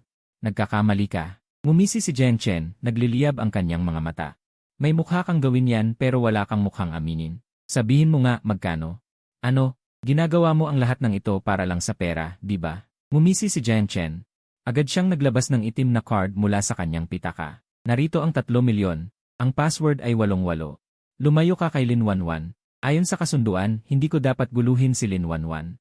Ang ginawa ni Jiang Chen ay direktang nagbigay sa akin ng 3 milyong walang kahirap-hirap. CJ, susundin kita. Agad kong isinuksok ang credit card sa aking bulsa. Ang bilis ng pagkilos ko. Parang sanay na ako. Natigilan si Jiang Chen. Akala niya mahirap akong kausapin. Pero bakit ang dali? Itutuloy pa ba niya ang mga masasakit na salitang binabalak niyang sabihin? Kung gusto mo pang malaman. Ang mga hilig ni Lin Wanwan, ang kanyang mga kinakain, ang mga bagay na kinaiinisan niya, at B. Sasabihin ko sa iyo ang totoo. Hindi makapaniwala si Jiang Chen. Sumusuko ba siya para umatras? O may iba siyang binabalak? Hindi niya alam kung ano ang isasagot niya. Pagkaalis ni Jiang Chen, bumalik ako sa opisina para ipagpatuloy ang pagtatrabaho. Dumating ang gabi. Pagdating ko sa bahay, nakita ko ang isang figura na nakaupo sa mahabang upuan sa may pintuan. May malaking bag pa sa paanan niya. Mukhang galing siya sa pamimili. Tay, bakit ka nandito? Labis akong nagulat. Medyo nahihiya ang aking ama. Nalaman ko lang kung saan ka nakatira sa pamamagitan ng katrabaho mong si Xiao Jian. Kasalanan ko. Wala akong pakialam sa'yo. Hindi ko man lang alam na nagdiborsyo ka na. At lumipat mula sa bahay ni Lin pagkatapos ay ngumiti siya sa akin. Hindi ba't lagi mong sinasabi na masarap ang giniling na karne na may pimiento na luto ko? Magluluto ako ng hapunan para sa'yo ngayong gabi. Medyo nagtaka ako. Matagal na rin kasi kaming hindi nag-uusap ng tatay ko. Ang huling pagkikita namin ay noong birthday party niya pa. Talagang hindi naging kaaya-aya. Hindi ko akalain na ang dami palang babanggitin ng kausap ko ngayon. Pumunta pa rito tapos ako pa ang magluluto para sa kanya. Akala ko na nanaginip lang ako pero nandito siya mismo sa harapan ko. Kaya naniwala akong totoo nga. Parang hindi ako karapat-dapat, nanunubig na ang mga mata ko. Tay, pasok po kayo. Nang makita ng ama ang simpleng bahay, nakaramdam siya ng lungkot. Nakatira siya sa napakalaking mansyon pero hindi niya man lang mapatirhan doon ang anak niya. Napipilitan itong magtiis sa labas. Nang maisip ito ng ama, nalungkot siya. Dito ka lang ba nakatira? Ninichan ko ang ama. Okay lang po sa akin, tay. Hindi ko naman po kailangan ng malaking bahay para sa sarili ko. Pagkasabi ko noon, nakita kong inilapag ng ama ang isang titulo ng bahay. Sa harap ko, nagulat ako. Tay, ano to? Anak, sayo na yan. Binili ko yan dati, hindi pa lang tapos ang pagpapagawa. Ngayon, naayos ko na ang mga papeles. Nakapangalan na sayo ang bahay. Gusto mong magpagawa ka. Hindi na po kailangan. Sapat naman po ang pera ko. Alam ko ang sitwasyon ng ama sa bahay. Kaya ayoko na siyang abalahin pa. Hindi ba't obligasyon ng tatay na bigyan ng bahay ang anak? Isa to sa mga handa ko para sayo kapag mag-aasawa ka. Paano ka makakapag-asawa kung wala kang bahay? Seryosong sabi ng ama, kailangan mo tong tanggapin. Nakapangalan na sayo. Ayaw mo naman siguro na mapagod lang ako nang wala. Kung hindi mo tatanggapin, dito na ako titira. Hindi pa nga kita na ipagluluto, nahihiya niyang sabi. Simula pa noon, hindi ako gaanong nakapagbigay sayo. Noong panahon na kailangan ng nanay mo ng pera para sa pagpapagamot, malaki ang nagastos mo. Ito na ang tulong ko sayo. Okay lang ang mabigo sa pag-ibig. Andito ang tatay mo. Ako ang magiging sandigan mo.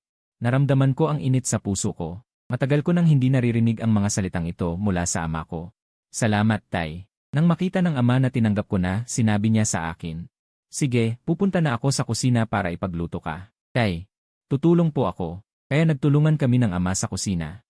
Hindi nagtagal, nakapagluto kami ng napakaraming pagkain. Pagkatapos kumain, nagkwentuhan pa kami. Nang mapansin na naming gumagabi na, umalis na ang ama. Pagkasakay niya sa kotse, may tumawag.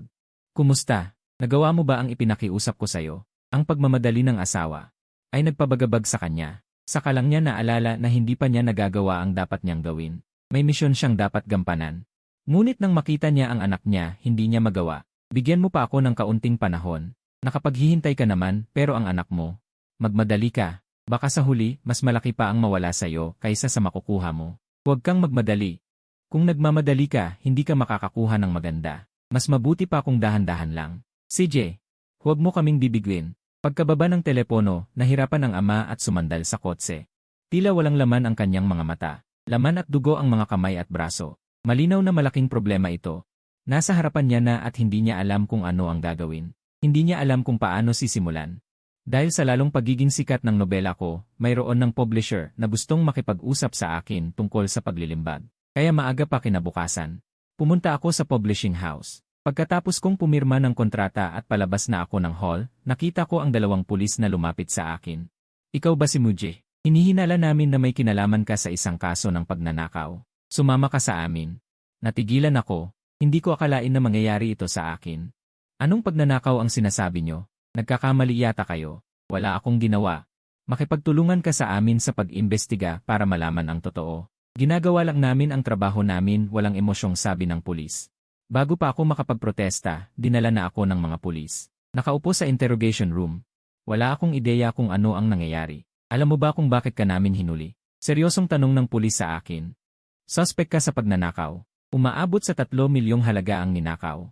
Isa akong mabuting mamamayan. Pinagbibintangan lang ako. Huwag kang mag-alala. Hinihinala ka lang. Hinahanap ka namin para tumulong sa pag-imbestiga. Hindi kami magpapakulong ng isang inosenteng tao. Pero syempre, hindi rin namin palalagpasin ang isang masamang tao. Nang malaman ko mula sa pulis na si Jiang Chen ang nagsumbong sa akin. Dahil daw nawawala ang kanyang card. Hinala niya na may nagnakaw. Kalaunan, nakita sa records ng bank card na. Inilipat ito sa account ko. Kaya hinuli ako ng mga pulis. Biglang nanlamig ang mga mata ko. Si Jiang Chen na naman. Hindi ko akalain na gagawin niya ito. Halata namang hindi patas ang ginagawa niya. Ngayon ko lang nalaman kung bakit binigay sa akin ni Jiang Chen ang card niya. Pero hindi niya ako pinahintay na kunin ang pera. Sa halip, ipinadala niya ang pera sa account ko sa pamamagitan ng internet banking. Ang ginawa ni Jiang Chen ay talagang, paano ko malalaman ang password kung ninakaw ko ang kanyang card? Hindi ako kukuha ng pera sa riyan, maglilipat pa ako sa pamamagitan ng online banking. Sabi niya, kakilala ka niya. Alam mo ang kanyang password. Kahit ganoon, hindi ba't kailangan ko pang nakawin ang kanyang cellphone? Bakit kailangan pang nakawin ang kanyang card? Sumasalungat ito sa sarili niya. Pagkatapos ay sinabi niya sa akin, umalis ka na. Medyo nagulat din ako. Ganoon na lang. Akala ko kailangan ko pang gumastos ng maraming salita para patunayan ang aking pagiging inosente. Kaya lumabas ako sa interrogation room. Nang makita ko ang napakagandang babae na nakatayo sa ilalim ng backlight, sa wakas ay naintindihan ko kung bakit.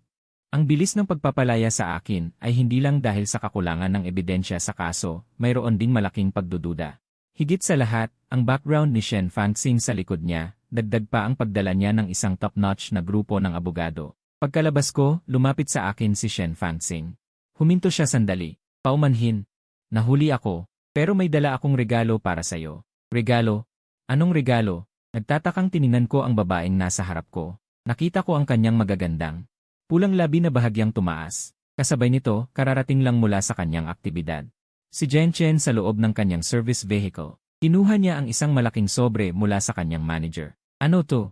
Script ba? Sabi ng manager na si Chen, liham mula sa abogado. Nang hawakan ni Jen Chen ang liham, bumagsak ito. Saan galing to? Pinadala ni Muje. Paliwanag ni Chen. Napakunot ang noo ni Jen Chen. Hindi ba't nakakulong siya? Pinalaya na dahil kulang daw kami sa ebidensya. Gawa-gawa lang namin. Hindi naman daw kami makukulong pero kailangan naming magbayad kay Muje ng 500. Hindi lang yon, kumuha pa si Muje ng abogado para kasuhan kami. Sinuri ni Jen Chen ang liham. Naramdaman niyang napaka-absurd nito. Maling akusasyon. Pagkasira ng reputasyon. Moral damages. Gusto bang magpasikat ni Muje? Pagkatapos ay itinapon niya ang liham. Napakataas ng kanyang pagmamataas. Mayroon kaming pinakamahusay at pinakamagaling na abogado. Hayaan niya siyang magdemanda. Madedehado lang siya sa bayad sa abogado. Sinabi ni Chen, ikaw ang magbabayad ng damages. Ang kinuha niya ay Nanshan by Shenki Jiangcheng. Walang talo. Hindi pa natatalo sa kaso. Hindi makapagsalita si Jen Chen. Hindi niya akalain na kayang kunin ng kalaban ang ganoong kagaling na abogado. Hindi matanggap ni Jen Chen ang nangyari. Nag-aalab ang kanyang mga mata sa galit. Naggangalit niyang sinabi, Muje, sobra ka na talaga. Para sirain ang reputasyon ko at kunin ang pera ko, gagawin mo ang lahat. Nang bumalik ako sa aking inuupahang apartment, nakita kong nakatambak sa hallway ang lahat ng damit ko, at naglilinis ang may-ari sa loob. Nagulat ako. Nagmamadali kong nagtanong, ano pong ibig sabihin nito? Ngumiti sa akin ang may-ari. Xiao Mu, nandito ka na pala. Uwi na ang anak ko galing ibang bansa. Ito naman talaga ang kanyang honeymoon suite. Hindi ko na pwedeng ipaupa sa'yo. Nag-alala ako. Pero auntie, hindi ba't sabi mo dati, at least 1 taon akong makakaupa dito? Bakit mo binabawi? Hindi mo man lang ako sinabihan. Sumusobra ka na, at inilabas mo pa ang lahat ng gamit ko. Umuulan pa sa labas. Hindi rin ako basta-basta makakahanap ng maupahan. Nahihiyang ngumiti ang may-ari. Pasensya ka na, iho. Pero wala akong magagawa. Biglaan kasi ang pangyayari. Ibabalik ko na lang sa'yo ang upa mo. Maraming bakanting apartment malapit dito. Madali ka lang makakahanap. Ang totoo, may malaking artista na gustong umupa sa kanyang apartment sa dobleng presyo. Hindi hahayaan ng may-ari ang ganitong pagkakataon. Wala siyang pakialam sa kapakanan ng kanyang mga nangungupahan. Nanlumo ako. Madaling sabihin ng may-ari pero halos puno na ang mga paupahan sa paligid. Hindi pa tapos ang pagpapagawa sa bahay na binigay ng aking ama. Wala akong maupahan. Wala na akong matutuluyan. Ibinigay sa akin ng may-ari ang pera at umalis na. Sa ilalim ng malakas na ulan, inilipat ko ang aking mga gamit sa gate ng subdivision. Mas madaling sumakay ng taxi dito. Hindi kasi pinapayagan ng mga security guard ang mga sasakyan na hindi residente na pumasok sa subdivision. Basang-basa na ako at napakagulo. Plano ko sanang mag-book ng ride-hailing app. Papunta sa isang hotel para makapagpahinga ngayong gabi at maghanap bukas ng apartment sa pamamagitan ng isang ahente. Nangyari ito. Nang akmang magtatago ako sa ilalim ng eaves, biglang dumaan ang isang Porsche at binasa ako ng tubig. Kakasilong ko pa lang sana sa ilalim ng bubong para umiwas sa ulan nang biglang dumaan ang isang Porsche at binasa ako. Nakita ko ang driver ng sasakyan, si Jen Chen nga. Para bang nagwagi si Jen Chen. May bahid ng pagmamalaki sa kanyang mga mata at para niya akong minamaliit na para bang isa akong bigo. Pinapanood ko ang sasakyang papasok sa subdivision at pinalayas na naman ako ng landlord, malinaw na ang dahilan. Napuno ng lamig ang aking mga mata. Kinuha ko ang aking cellphone at kinunan ng litrato ang plaka ng Porsche at agad kong tinawagan ang traffic enforcer. Hello, gusto kong mag-report gamit ang aking pangalan, may nagmamaneho ng modified na sasakyan. At binasa pa ako ng maruming tubig, ang plaka ng sasakyan ay. Pagkababa ko ng telepono, nanginginig ako sa lamig habang nakaupo sa lupa, hindi ako makatawag ng kahit anong ride-hailing na sasakyan at wala ring makitang taxi sa paligid. Biglang huminto ang isang mamahaling sasakyan sa harap ko. Nang makita ko kung sino ang nasa loob, nanginig ang puso ko. Paano mo nalaman na nandito ako? Ang mga bagay na alam mo tungkol sa'yo, sasabihin sa akin ng iba nang hindi ko kailangang magtanong. Sabi ni Shen Fanxing sa isang tamad na tono, na may hindi maipaliwanag na lamig, nang dumaan ang kanyang tingin sa aking maruming itsura. May nakita akong awa sa kanyang mga mata, umuwi na tayo. Isang maikling pangungusap, ngunit halos maluha na ako. Matagal na ring walang nagsasabi sa akin ng ganyang mga salita. Nang huminto ang sports car sa harap ng bahay ng mga Lin. Nagulat ako at sinabing, hindi ba sa bahay mo tayo pupunta? Bakit tayo nandito? May kailangan kaya si Shen Fanxing kay Lin Wangwan? Bahagyang niliitan ni Shen Fanxing ang kanyang mga mata, posible kayang Ang bago kong bahay ay nasa tapat lang ng bahay ng mga Lin. Nagulat ako nang marinig ko iyon. Alam ko ang tungkol sa mansyon sa tapat ng bahay ng mga Lin. Mas malaki at mas maluho pa ito kaysa sa bahay ng mga Lin, ngunit walang nakatira roon sa loob ng maraming taon, kaya nakatiwangwang lang iyon doon. Hindi ko inaasahan na bibilhin iyon ni Shen Fanxing. Bakit mo binili dito? Dahil ayokong isipin nila na tumatakas ka. Dapat bumalik ka bilang isang hari, ang ama ng kanyang anak, dapat nakatingala sa lahat mula sa mataas na posisyon. Sa halip na maging isang bagay na pagtatawanan ng iba. Gusto kong maging marangal ka na nakatayo ng tuwid sa ilalim ng sikat ng araw. Para humingi ng tawad sa iyo ang lahat ng nanakit sa iyo. Bigla akong nakaramdam ng init sa aking puso. Nararamdaman ko ang pagmamahal at pagtatanggol ni Shen Fanxing sa akin. Pagkatapos kong maligo sa mansyon, nagsuot ako ng mga damit na ipinadala ng mga katulong, at sa wakas ay gumaan ang pakiramdam ko mula sa lamig na nararamdaman ko kanina. Nang sumakay ako sa elevator pababa, nakita ko ang babaeng nakaupo sa sofa sa sala. Ang kanyang daliri ay bumababa. Nagpapahiwatig sa akin sa isang kaakit-akit na paraan na uminom ako. Napansin ko na may isang mangkok ng luya na sabaw sa mesa. Na umuusok pa, malinaw na natatakot si Shen Fanxing na magkasakit ako dahil sa pagpapaulan. Salamat. Kinuha ko ang mangkok at handa na itong ubusin, ngunit naitapon ko ang unang higop. Anong nangyari? Nagulat ako nang makita kong nag-alala ang laging kalmado na si Shen Fanxing. Ang tamis. Nakasuot na ako ng isang mapait na ekspresyon, ang tamis. Sobrang tamis na nanginginig pa rin ako. Nagpagala-gala ang mga mata ni Shen Fanxing, medyo hindi siya mapakali. Siguro nagkamali lang ang kusinero. Napansin ko na may band-aid sa mga daliri ni Shen Fanxing, at nagmadali akong nagtanong. Anong nangyari sa kamay mo? Wala, hindi sinasadyang nagasgasan. Itinago ni Shen Fanxing ang kanyang kamay sa likod niya, huminto sandali at sinabing, ipapagawa ko sa katulong ang isa pang luya na sabaw para sayo.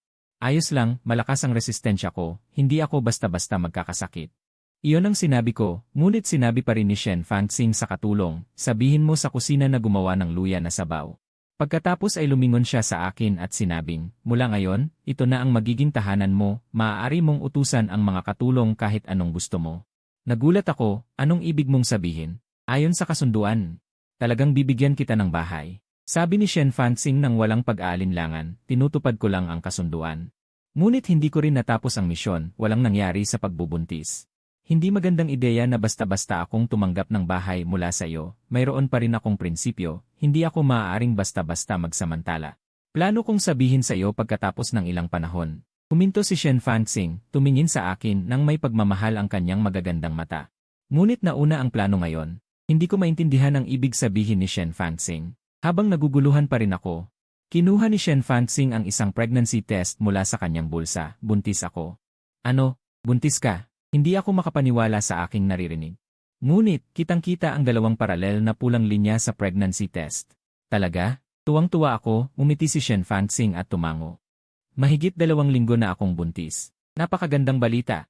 Sobrang saya ko, masaya akong nagtanong kay Shen Fanxing, gutom ka ba? Ipagluluto kita. Hindi ako gutom. Pagod ka ba? Gusto mo bang matulog muna? Ayos lang, hindi ako inaantok. Masakit ba ang katawan mo? Gusto mo bang masahihin kita? Nang makita ako sa ganitong paraan, ang pulang labi ni Shen Fanxing ay bumuo ng isang kurba, na parang inaaliw ang isang bata, marahan niyang sinabi. Bata pa ang buwan, hindi ako maaapektuhan, huwag kang mag-alala. Sa aking pagtingin kay Shen Fanxing, puno ito ng lambing, kung hindi maganda ang pakiramdam mo, sabihin mo sa akin.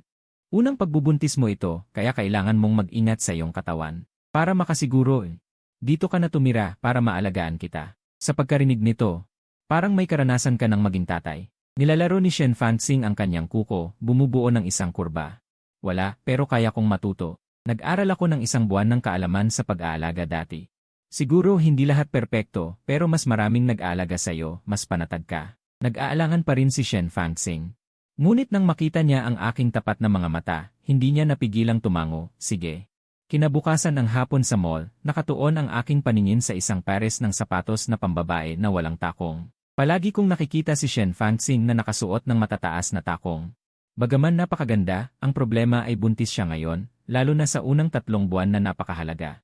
Marami siyang trabaho at maraming business, mas komportable siya kung nakasuot ng sapatos na walang takong. Nang handa na akong magbayad. Paglingon ko, muntik ko nang mabangga ang babae sa likod ko. Namumula ang kanyang mukha. May halong pagkagulat sa kanyang mukha, medyo hindi niya alam ang gagawin, mahigpit na nakakapit sa laylayan ng kanyang palda. Lin Wangwan, nagulat din ako. Talagang bilog ang mundo, nagkita na naman kaming dalawa. Ang sapatos na ito. Bumagsak ang kanyang paningin sa sapatos na walang takong na hawak ko. Akala ni Lin Wangwan pagkatapos niya akong makita. Sisisihin niya ako, ngunit ngayon ay hindi siya makapagbitiw ng kahit isang masamang salita. Nang makita niya ang sapatos, nawala agad siya.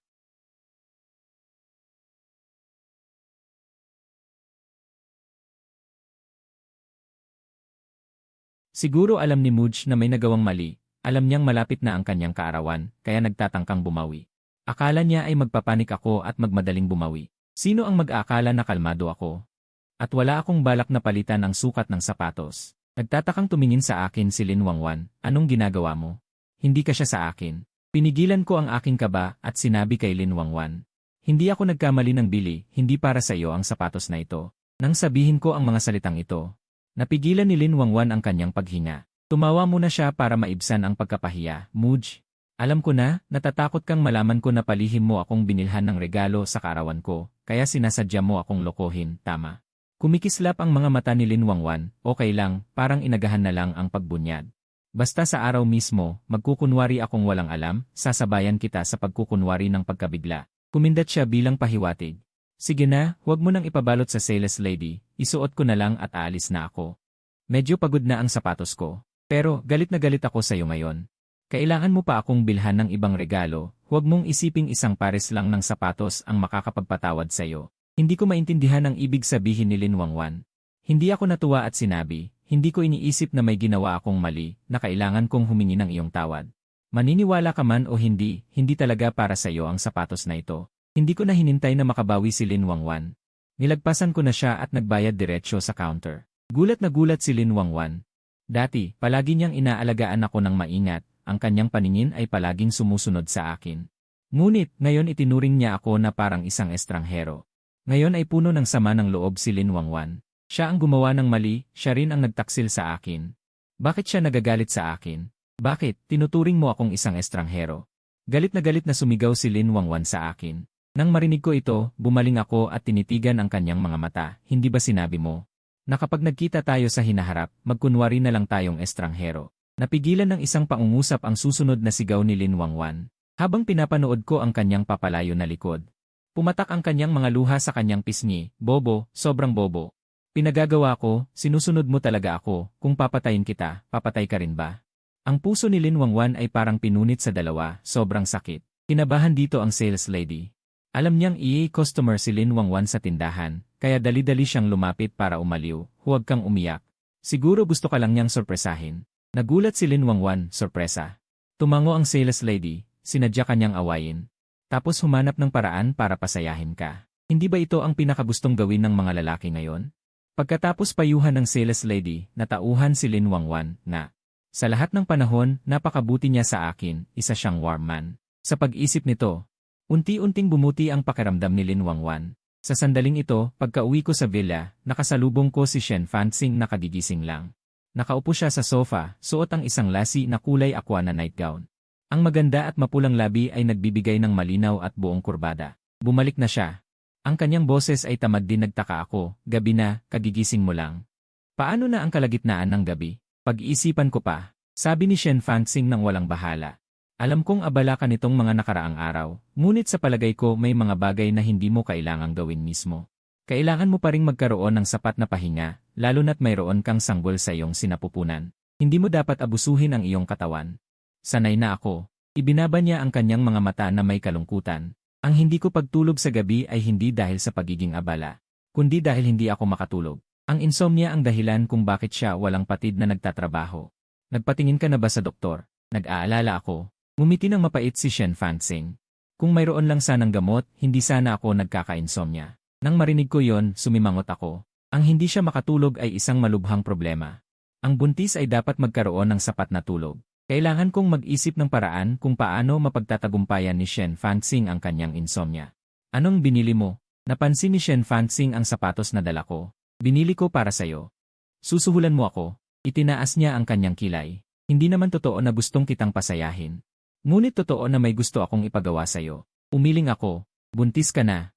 Delikado ang palaging pagsuot ng high heels at hindi rin komportable. Mamamaga ang iyong mga paa sa huling bahagi ng pagbubuntis. Hindi posibleng palaging magsuot ng high heels. Ang tunog ng pagmamalasakit ay dumaloy sa kanyang tainga na nagpayanig sa kanyang puso. Sa lahat ng oras, ang lahat ay nag-iisip kung paano siya pasayahin upang makamit ang kanilang mga layunin. Ngunit ang lalaking nasa harap niya, walang makamundong pagnanasa. Ang kanyang mga mata ay nagliliyab at taimtim. Mayroon bang isang taong ganito kadalisay? Bahagyang itinaas ni Shen Fanxing ang kanyang ulo na may bahagyang pagtataka. Pagkatapos kong iabot sa kanya ang regalo, narinig kong marahan siyang tumanggi.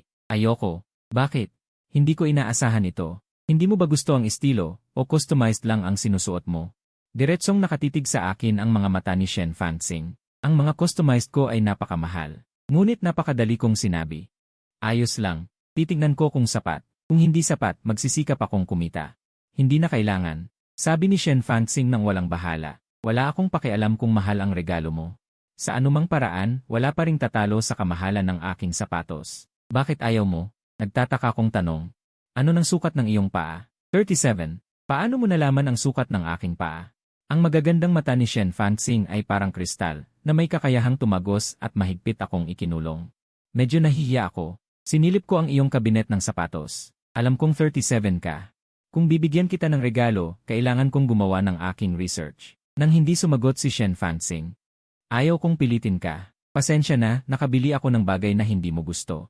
Ibabalik ko na lang ito. Nang kukunin ko na ang kahon ng sapatos, hindi ko alam na ang kanyang mga kamay na may malinaw na mga buko ay hinawakan pala ang sapatos. Nagulat ako nang makita kong isinuot niya ang flat shoes. Tinanggap ko na ang regalo mo. Si Shen Fanxing ay parang isang reyna na may iba't ibang uri ng kagandahan na nagpapakita ng kanyang kumpiyansa. Itinaas niya ang kanyang magandang leeg ng swan. Salamat. Gustong-gusto ko ito. Nang nakita kong lumambot ang kanyang mga mata, nakangiting sinabi ko, walang anuman. Gusto mo pala. Pagkatapos kong umakyat, nakita ng katiwala ang flat shoes na suot ni Shen Fanxing. Labis siyang nagulat. Binibini, bakit ka nakasuot ng flat shoes? Hindi ba't pinakakaayawan mo itong suotin? Dapat mong malaman na simula nang dumalo si Shen Fanxing sa isang piging sa korte noong siya ay 12 taong gulang. Malaki ang nagbago sa kanyang pag-uugali. Umiyak at nagwala siya, at ayaw na niyang magsuot ng flat shoes. Itinapon niya ang lahat ng flat shoes. Maliban sa rubber shoes, natuto siyang magsuot ng high heels. Hanggang ngayon. Ngunit ngayon, tinanggap na niya ang flat shoes. Nagbabago ang mga tao. Sabi ni Shen Fanxing nang walang bahala. Hindi na ako ang dating matigas ang ulo na batang babae. Kinabukasan, maaga akong naghanda na pumunta sa kalapit na tindahan para bumili ng mga binhi. Sa bakanteng lot sa hardin. Magtatanim ako ng mga prutas at gulay upang makakain ako ng berdeng organikong gulay na ako mismo ang nagtanim. Napakahusay din para kay Shen Fanxing na buntis. Ngunit paglabas ko pa lang ng pintuan ng villa, nakasalubong ko kaagad ang bagong dating. Isang Ferrari sports car. Nakita ko ang isang lalaki at isang babae na lumabas sa kotse. Hindi rin inaasahan ni Lin Wanwan na makita ako. Ang kanyang mga mata ay puno ng pagtataka. At nakatayo rin sa tabi niya si Jiang Chen. Nang makita ako ni Jiang Chen, sumimangot siya. Sinamantala niya ang hindi pagiging handa ni Lin Wanwan at sinadyang hinimas ang balikat ni Lin Wanwan at sinabi, "Bakit ka narito? May kailangan ka ba kay Wanwan?" Nakakalungkot, abala kami. Kung hindi ka komportable na maging third wheel, kalimutan mo na lang ang sinabi ko. Hindi sanay si Lin Wanwan sa pagyakap ni Jiang Chen. Medyo naiilang siya. Ngunit naisip niya ang nangyari sa akin kahapon. Sa kanyang malamig na pakikitungo, wala siyang magawa kundi sumang-ayon kay Jiang Chen, pinagmamasdan ang dalawang taong naglalambingan.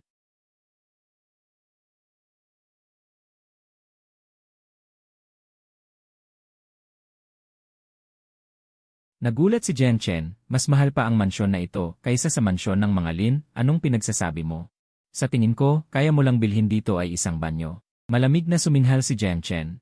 Sa tingin niya, nagpapanggap lang ako para magpasikat at sinasadya ko silang niloloko. Malamig akong natawa. Sige, tingnan mo kung ako ang nakapangalan sa titulo para malaman mo kung nagmamalabis ako. Matagal nang naayos ni Shen Fanxing ang mga papeles, nakapangalan na sa akin ang bahay na ito. Habang pinagmamasdan ang aking kumpiyansa at pagiging liberated. Kinabahan si Jiang Chen, mukhang totoo nga, maliwanag na isa lang siyang kapalit ni Muje. Pero mas maganda pa ang trato sa kanya kaysa sa akin. Paano matatanggap ni Jiang Chen yon? Hindi lang siya. Pati si Lin Wangwan, nagulat din siya, saan ka kumuha ng pera? Huwag kang gagawa ng masama, lahat ng paraan ng pagkakapera ay nasa batas, bigla kang nagkaroon ng pera.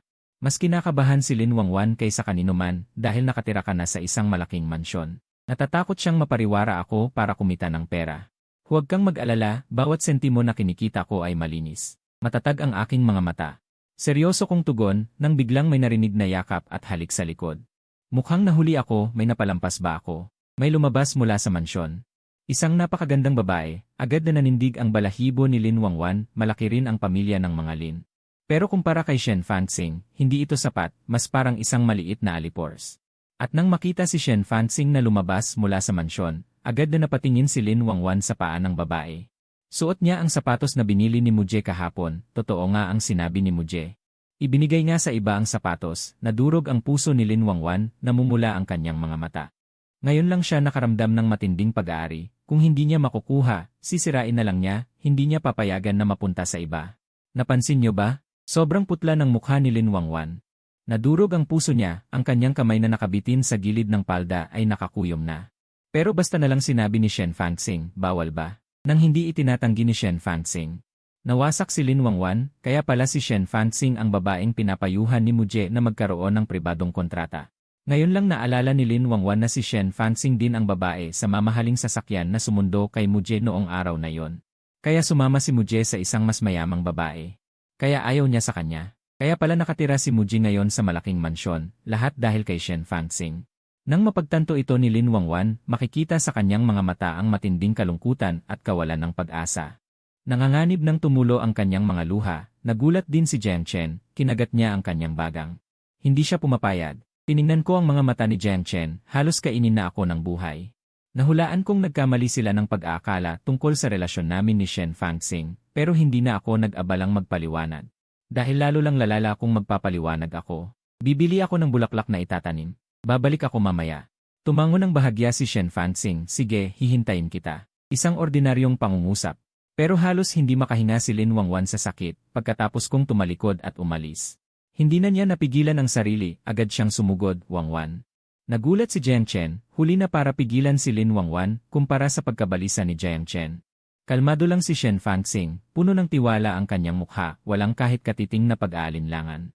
Matapos mapansin ni Jiang Chen ang kalmado at kolektadong si Shen Fanxing, hindi na niya sinubukang habulin si Lin Wangwan. Sinabi niya kay Shen Fanxing, hindi ko akalain na magugustuhan ng walang bahid dungis na anak ng mga Shen ang walang kwentang si Muje. Hindi siya walang kwenta, ayaw marinig ni Shen Fanxing ang sinasabi ni Jiang Chen, ang kanyang mga nagawa sa kanyang industriya.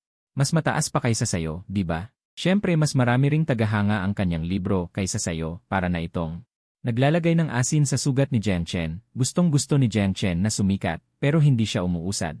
Mabuti na lang at muntik na siyang sumikat 5 taon na ang nakalipas, pero sa kasamaang palad ay kinailangan niyang pumunta sa ibang bansa, tuluyang namatay hanggang ngayon. Matapos niyang bumalik, hindi rin naging maganda ang resulta, sa ngayon ay hindi ako pinapahalagahan, hindi ko pa nakikita ang tamang pagkakataon. Nagpanggap na kalmado si Jiang Chen at sinabi ng may panunuya, hindi ako kasing swerte ni Muje. May kapital kang tulad mo para itulak siya sa likod. Biglang nanlamig ang mga mata ni Shen Fanxing. Mas nakadepende siya sa kanyang sarili, bale wala ang tulong ko. Ayaw niyang marinig ang kahit katiting na masama tungkol kay Muje. Nahihiya si Jiang Chen nang makita niya kung paano ipinagtanggol ni Shen Fanxing si Muje. Alam niyang hindi basta-basta si Shen Fanxing. Kaya sa hindi siya ma-offend, mas maingat siya sa kanyang pananalita, wala akong ibig sabihin. Nag-aalala lang ako para sa'yo. Ayaw kong maloko kanya. Lumalapit sa iyo si Muje. Alam ng lahat ang tunay na intensyon ni si Ma Zhao. Pagkasabi nito, bumuntong hininga si Jiang Chen. Kasama pa rin niya ang girlfriend ko. O di kaya'y ang dati niyang asawa. Kaya nakikita ko na marunong siyang manloko ng mga babae. Hindi siya kasing simple ng inaakala. Alam mo ba kung bakit nakipaghiwalay sa kanya si Lin Wangwan? Dahil niloko niya si Lin Wangwan. Nang napakaraming pera. Hindi dalisay ang intensyon niya nang pakasalan siya. Gusto lang niyang makaakyat sa marangyang buhay. Natatakot ako. Huminto siya sa pagsasalita at nagpanggap na nag-aalala kay Shen Fanxing. Malinaw sa matatalinong tao ang ibig niyang sabihin. Ngunit bahagyang tumawa si Shen Fanxing. Punong-puno ng pagnanasa ng dugo ang kanyang mga mata. Isang taong ilang taon pa lang kaming nagkakakilala, sinasabi sa akin na lumayo sa kanya. Tanga ka ba o tanga ako? Napakatatag ng paningin ni Shen Fanxing. Hindi siya natinag kahit kaunti sa mga sinabi ni Jiang Cheng. Hindi ako nakikinig sa ibang tao. Para malaman kung ano siyang klaseng tao. Naniniwala lang ako sa kung ano ang alam ko tungkol sa kanya. Kung anong klaseng tao siya.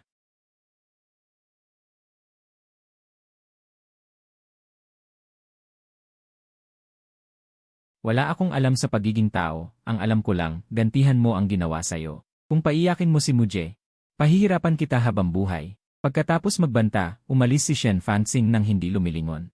Sa tindahan, nakita ko si Lin Wanwan na hindi ko maihiwalay sa aking isipan. Hindi ko kayang baliwalain ang kanyang nag-aalab na mga mata. Malungkot kong ibinaba ang aking mga mata. May gusto ka bang sabihin? Sumusunod siya sa akin. Halata namang marami siyang gustong sabihin sa akin. Hindi ko akalain na magpapakababa ka para sa pera at kagandahan. Hindi ka ba nadidiri sa sarili mo? Diretsahang pinagalitan ako ni Lin Wanwan. Bahagyang bumaba ang mga sulok ng aking labi. Ganyan ba ang tingin mo sa akin? Magkano ang binayad niya sa'yo? 1,000,000? 10,000,000? 100,000,000? Doble ang ibibigay ko sa'yo. Mariing sabi ni Lin Wanwan. Puno ng pagkadismaya ang aking mga mata, parang dinudurog ang puso ko. Sino ang gustong masaktan? Ng mga salita ng dating mahal na babae. Pagod na ako sa mga nangyari nitong mga nakaraang araw. Lalo na sa hindi pagkakaintindihan ni Lin Wanwan. Kaya ano, binigay mo sa akin ang mga perang ito. Hindi ka ba natatakot na magselos at magalit ang boyfriend mo? Nagpanggap akong mayabang at malamig. Hindi ka ba nag-iisip na katawa-tawa ang mga sinasabi mo? Hiwalay na tayo. Hindi rin naman tayo tunay na mag-asawa noon. Kundi mag-asawa sa kontrata lang. Dahil sa isang pangungusap, halos hindi na makahinga si Lin Wanwan. Kaya ano naman? 5 taon na. Wala ka man lang bang nararamdaman para sa akin? Sinubukan ni Lin Wanwan. Napigilan ang pagguho at kalungkutan ng kanyang puso. Tahimik lang akong nakatayo doon, tinitingnan ang dating. Pinakamamahal na mukha. Kung sasabihin hindi ako apektado, hehe. Siguradong hindi totoo yon. Alam kong hindi na kami pwedeng magkabalikan ni Lin Wanwan. Kahit wala na siyang relasyon kay Jiang Cheng, paano ko masisiguro na? Hindi niya ako iiwan ulit para sa kanyang dating pag-ibig. Sobrang pula na ng aking mga mata. Sabi ko kay Lin Wanwan, nakaraan na yon. Magpatuloy na tayong mabuhay ng maayos. Suwail akong tiningnan ni Lin Wanwan, pulang-pula na ang kanyang mga mata. Paanong hindi? Muje, talagang napakabuti ba ni Shen Fanxing? Wala siyang kinalaman dito. Huwag mo siyang isali. Tahimik kong nilunok ang bukol sa aking lalamunan. Walang ekspresyon akong tumingin kay Lin Wanwan. Ngunit nagalit si Lin Wanwan. Ipinagtatanggol mo siya. Biglang tumulo ang kanyang mga luha. Muje, nagbago ka na. Sa harap ko. Hindi mo kailanman pinagtanggol ang kahit sino. Nang makita ko ang labis na emosyon ni Lin Wanwan, bumuntong hininga ako ng malalim. Magpakalma ka muna. Sa ngayon, wala kang pakikinggan sa akin. Alam kong kung patuloy akong makikipagtalo kay Lin Wanwan, pareho lang kaming masasaktan. Lin Wanwan, sentimental ako pero hindi ibig sabihin na babalikan ko ang nakaraan. Kung naniniwala ka man o hindi, dapat na nating kalimutan ang nakaraan. Parang yung kontratang maagang kinansela, dapat na nating tapusin ang ating relasyon. Sa huli, pinigilan ko pa rin ang aking luha at sinabi kay Lin Wanwan. Kumirot ang kanyang ilong. Bigla siyang namula. Pwede bang gumawa ulit ng kontrata? Ito ang unang pagkakataon na humingi ng pabor si Lin Wanwan. Naisip niya na nababaliw na siya, pero ginawa pa rin niya ito. Nagulat ako. Hindi ko inaasahan na magiging ganito katatag si Lin Wanwan. Kanselahin din ba natin agad yun tulad ng dati? Hindi na kailangan. Magaan kong sinabi. Kinuha ko ang mga binhi ng bulaklak, nagbayad at umalis. Ngunit pagkatapos kong lumabas ng ilang hakbang, narinig ko ang babala ng supermarket ni Zheng Eryulong, isang malakas na babala na lumalabas kapag nagnanakaw. Nanginig ang katawan ko. Mabilis akong lumingon at nakita ang babaeng hinila ng kuryente. Miss, hindi niyo po nabayaran ang gamit niyo. Magandang loob na paalala ng kuryente, habang ang mga mata ng babae ay naglalaman ng luha, sadyang itinaas ang isang pakete ng merienda sa kanyang kamay. Ang tingin na yon ay tila nagsasabi, hindi mo ako pababayaan. Napakasakit ng puso ko. Sa huli, huminga ako ng malalim at naglakad palabas. Ito ang unang pagkakataon na pinili kong huwag siyang pansinin. Kuya mo, bumalik ka, hindi. Magsisisi ka, gumuho si Lin Wanwan pagkatapos akong umalis. Bumagsak ang malalaking butil ng luha sa kanyang mukha, nanghina ang kanyang katawan, at dumilim ang kanyang paningin. Pagkaraan ng 1 oras, sa loob ng villa ng pamilya Lin, nakaupo si Lin Wanwan sa may bintana. Patuloy na tumitingin sa ibaba. Pumasok si Jiang Cheng sa bahay at nakita si Lin Wanwan. Napakadelikado niyang nakaupo doon, isang maling galaw lang ay mahuhulog na siya. Halata na natakot siya. Wanwan, anong ginagawa mo? Bumaba ka na.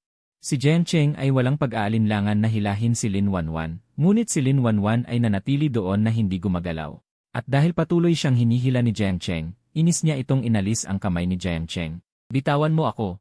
Sinundan ni Jiang Cheng ang tingin ni Lin Wanwan at nakita ang lalaking nagtatanim sa maliit na hardin ng katabing villa. Halata na si kuya mo yon. Agad na nakaramdam ng kahihiyan si Jiang Cheng. Simula pagkabata hanggang sa kasalukuyan. Hindi pa siya natatalo ng sinuman. Ngayon, isang kapalit pa ang nagpapahirap sa kanya. Matitiis niya ba yon? Sino ba talaga ang boyfriend mo, siya ba o ako? Nagtanong si Jiang Cheng sa galit. Pasensya na, nagkulong si Lin Wanwan. Halos pigil niya ang pait sa kanyang lalamunan. Hindi ko alam kung bakit ako nagkakaganito. Hindi niya ito mapigilan. Naakit siya kay kuya mo, lalo na nang malaman niyang nakatira si kuya mo kasama si Shen Fangxin. Napakalungkot ng kanyang puso. Sakim siya sa pera at mahilig sa lalaki. Pagkatapos niyong magdiborsyo, agad siyang sumama sa isang mayamang babae. Sa tingin mo ba maaalala niya ang kabutihan mo? Hindi. Tiyak na may dahilan kung bakit sila magkasama ni Shen Fangxin. Anong dahilan? Gusto niya ang pera at kagandahan. Sa tingin mo ba may pagmamahal pa siya sa'yo? Sa totoo lang, lumapit siya sa'yo dahil sa pera. Naggangalit na sabi ni Jiang Cheng. Tuwing gabi, natutulog pa siya kasama si Shen Fangxin. Naisip ba niya ang nararamdaman mo? Tumahimik ka. Walang pag-aalinlangan na sinampal ni Lin Wanwan si Jiang Cheng dahil sa labis na pagkabigla. Namula agad ang mukha ni Jiang Cheng. Hindi siya makapaniwala na hawak ang kanyang pisngi na sinampal. Gumagalaw ang kanyang mga labi. Nagulat din si Lin Wanwan na nakatingin sa kanyang palad. Hindi rin niya inaasahan na masasampal niya si Jiang Cheng. Pasensya na. Hindi ko mapigilan ang sarili ko. Ayaw kong marinig ang mga sinasabi mo. Nakaramdam ng pagod si Jiang Cheng.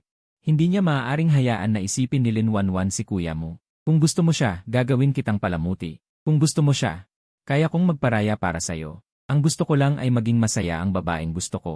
Gumamit ng isang hakbang paatras si Jiang Cheng. Nagpanggap na kaawa-awa. Kasalanan ko dahil wala akong kakayahang bigyan ka ng kaligayahan. Normal lang na piliin mo siya. Ang gusto ko lang ay makatagpo ka ng mabait na lalaki, hindi katulad ni kuya mo. Na, paano ko maaasahan ang kaligayahan? Hindi ko rin alam kung gaano ako katagal mabubuhay. Unti-unting pumula ang kanyang mga mata at sinadya niyang humikbi. Nakita niyang gumuho si Jiang Cheng. Nabalot ng matinding pagkakasala ang puso ni Lin Wanwan. Pasensya na, kasalanan ko. Huwag mong isipin yan, sabi ni Lin Wanwan habang inaalo si Jiang Cheng. Nakita ni Jiang Cheng na kumagat na ang isda. Halata na nakangisi siya ng palihim. Sa sandaling iyon, tumakbo ang katiwala. Miss, may nangyaring masama. Halatang napangiti siya ng patago. Sa sandaling iyon, tumakbo ang katiwala palapit. Miss, may malaking problema.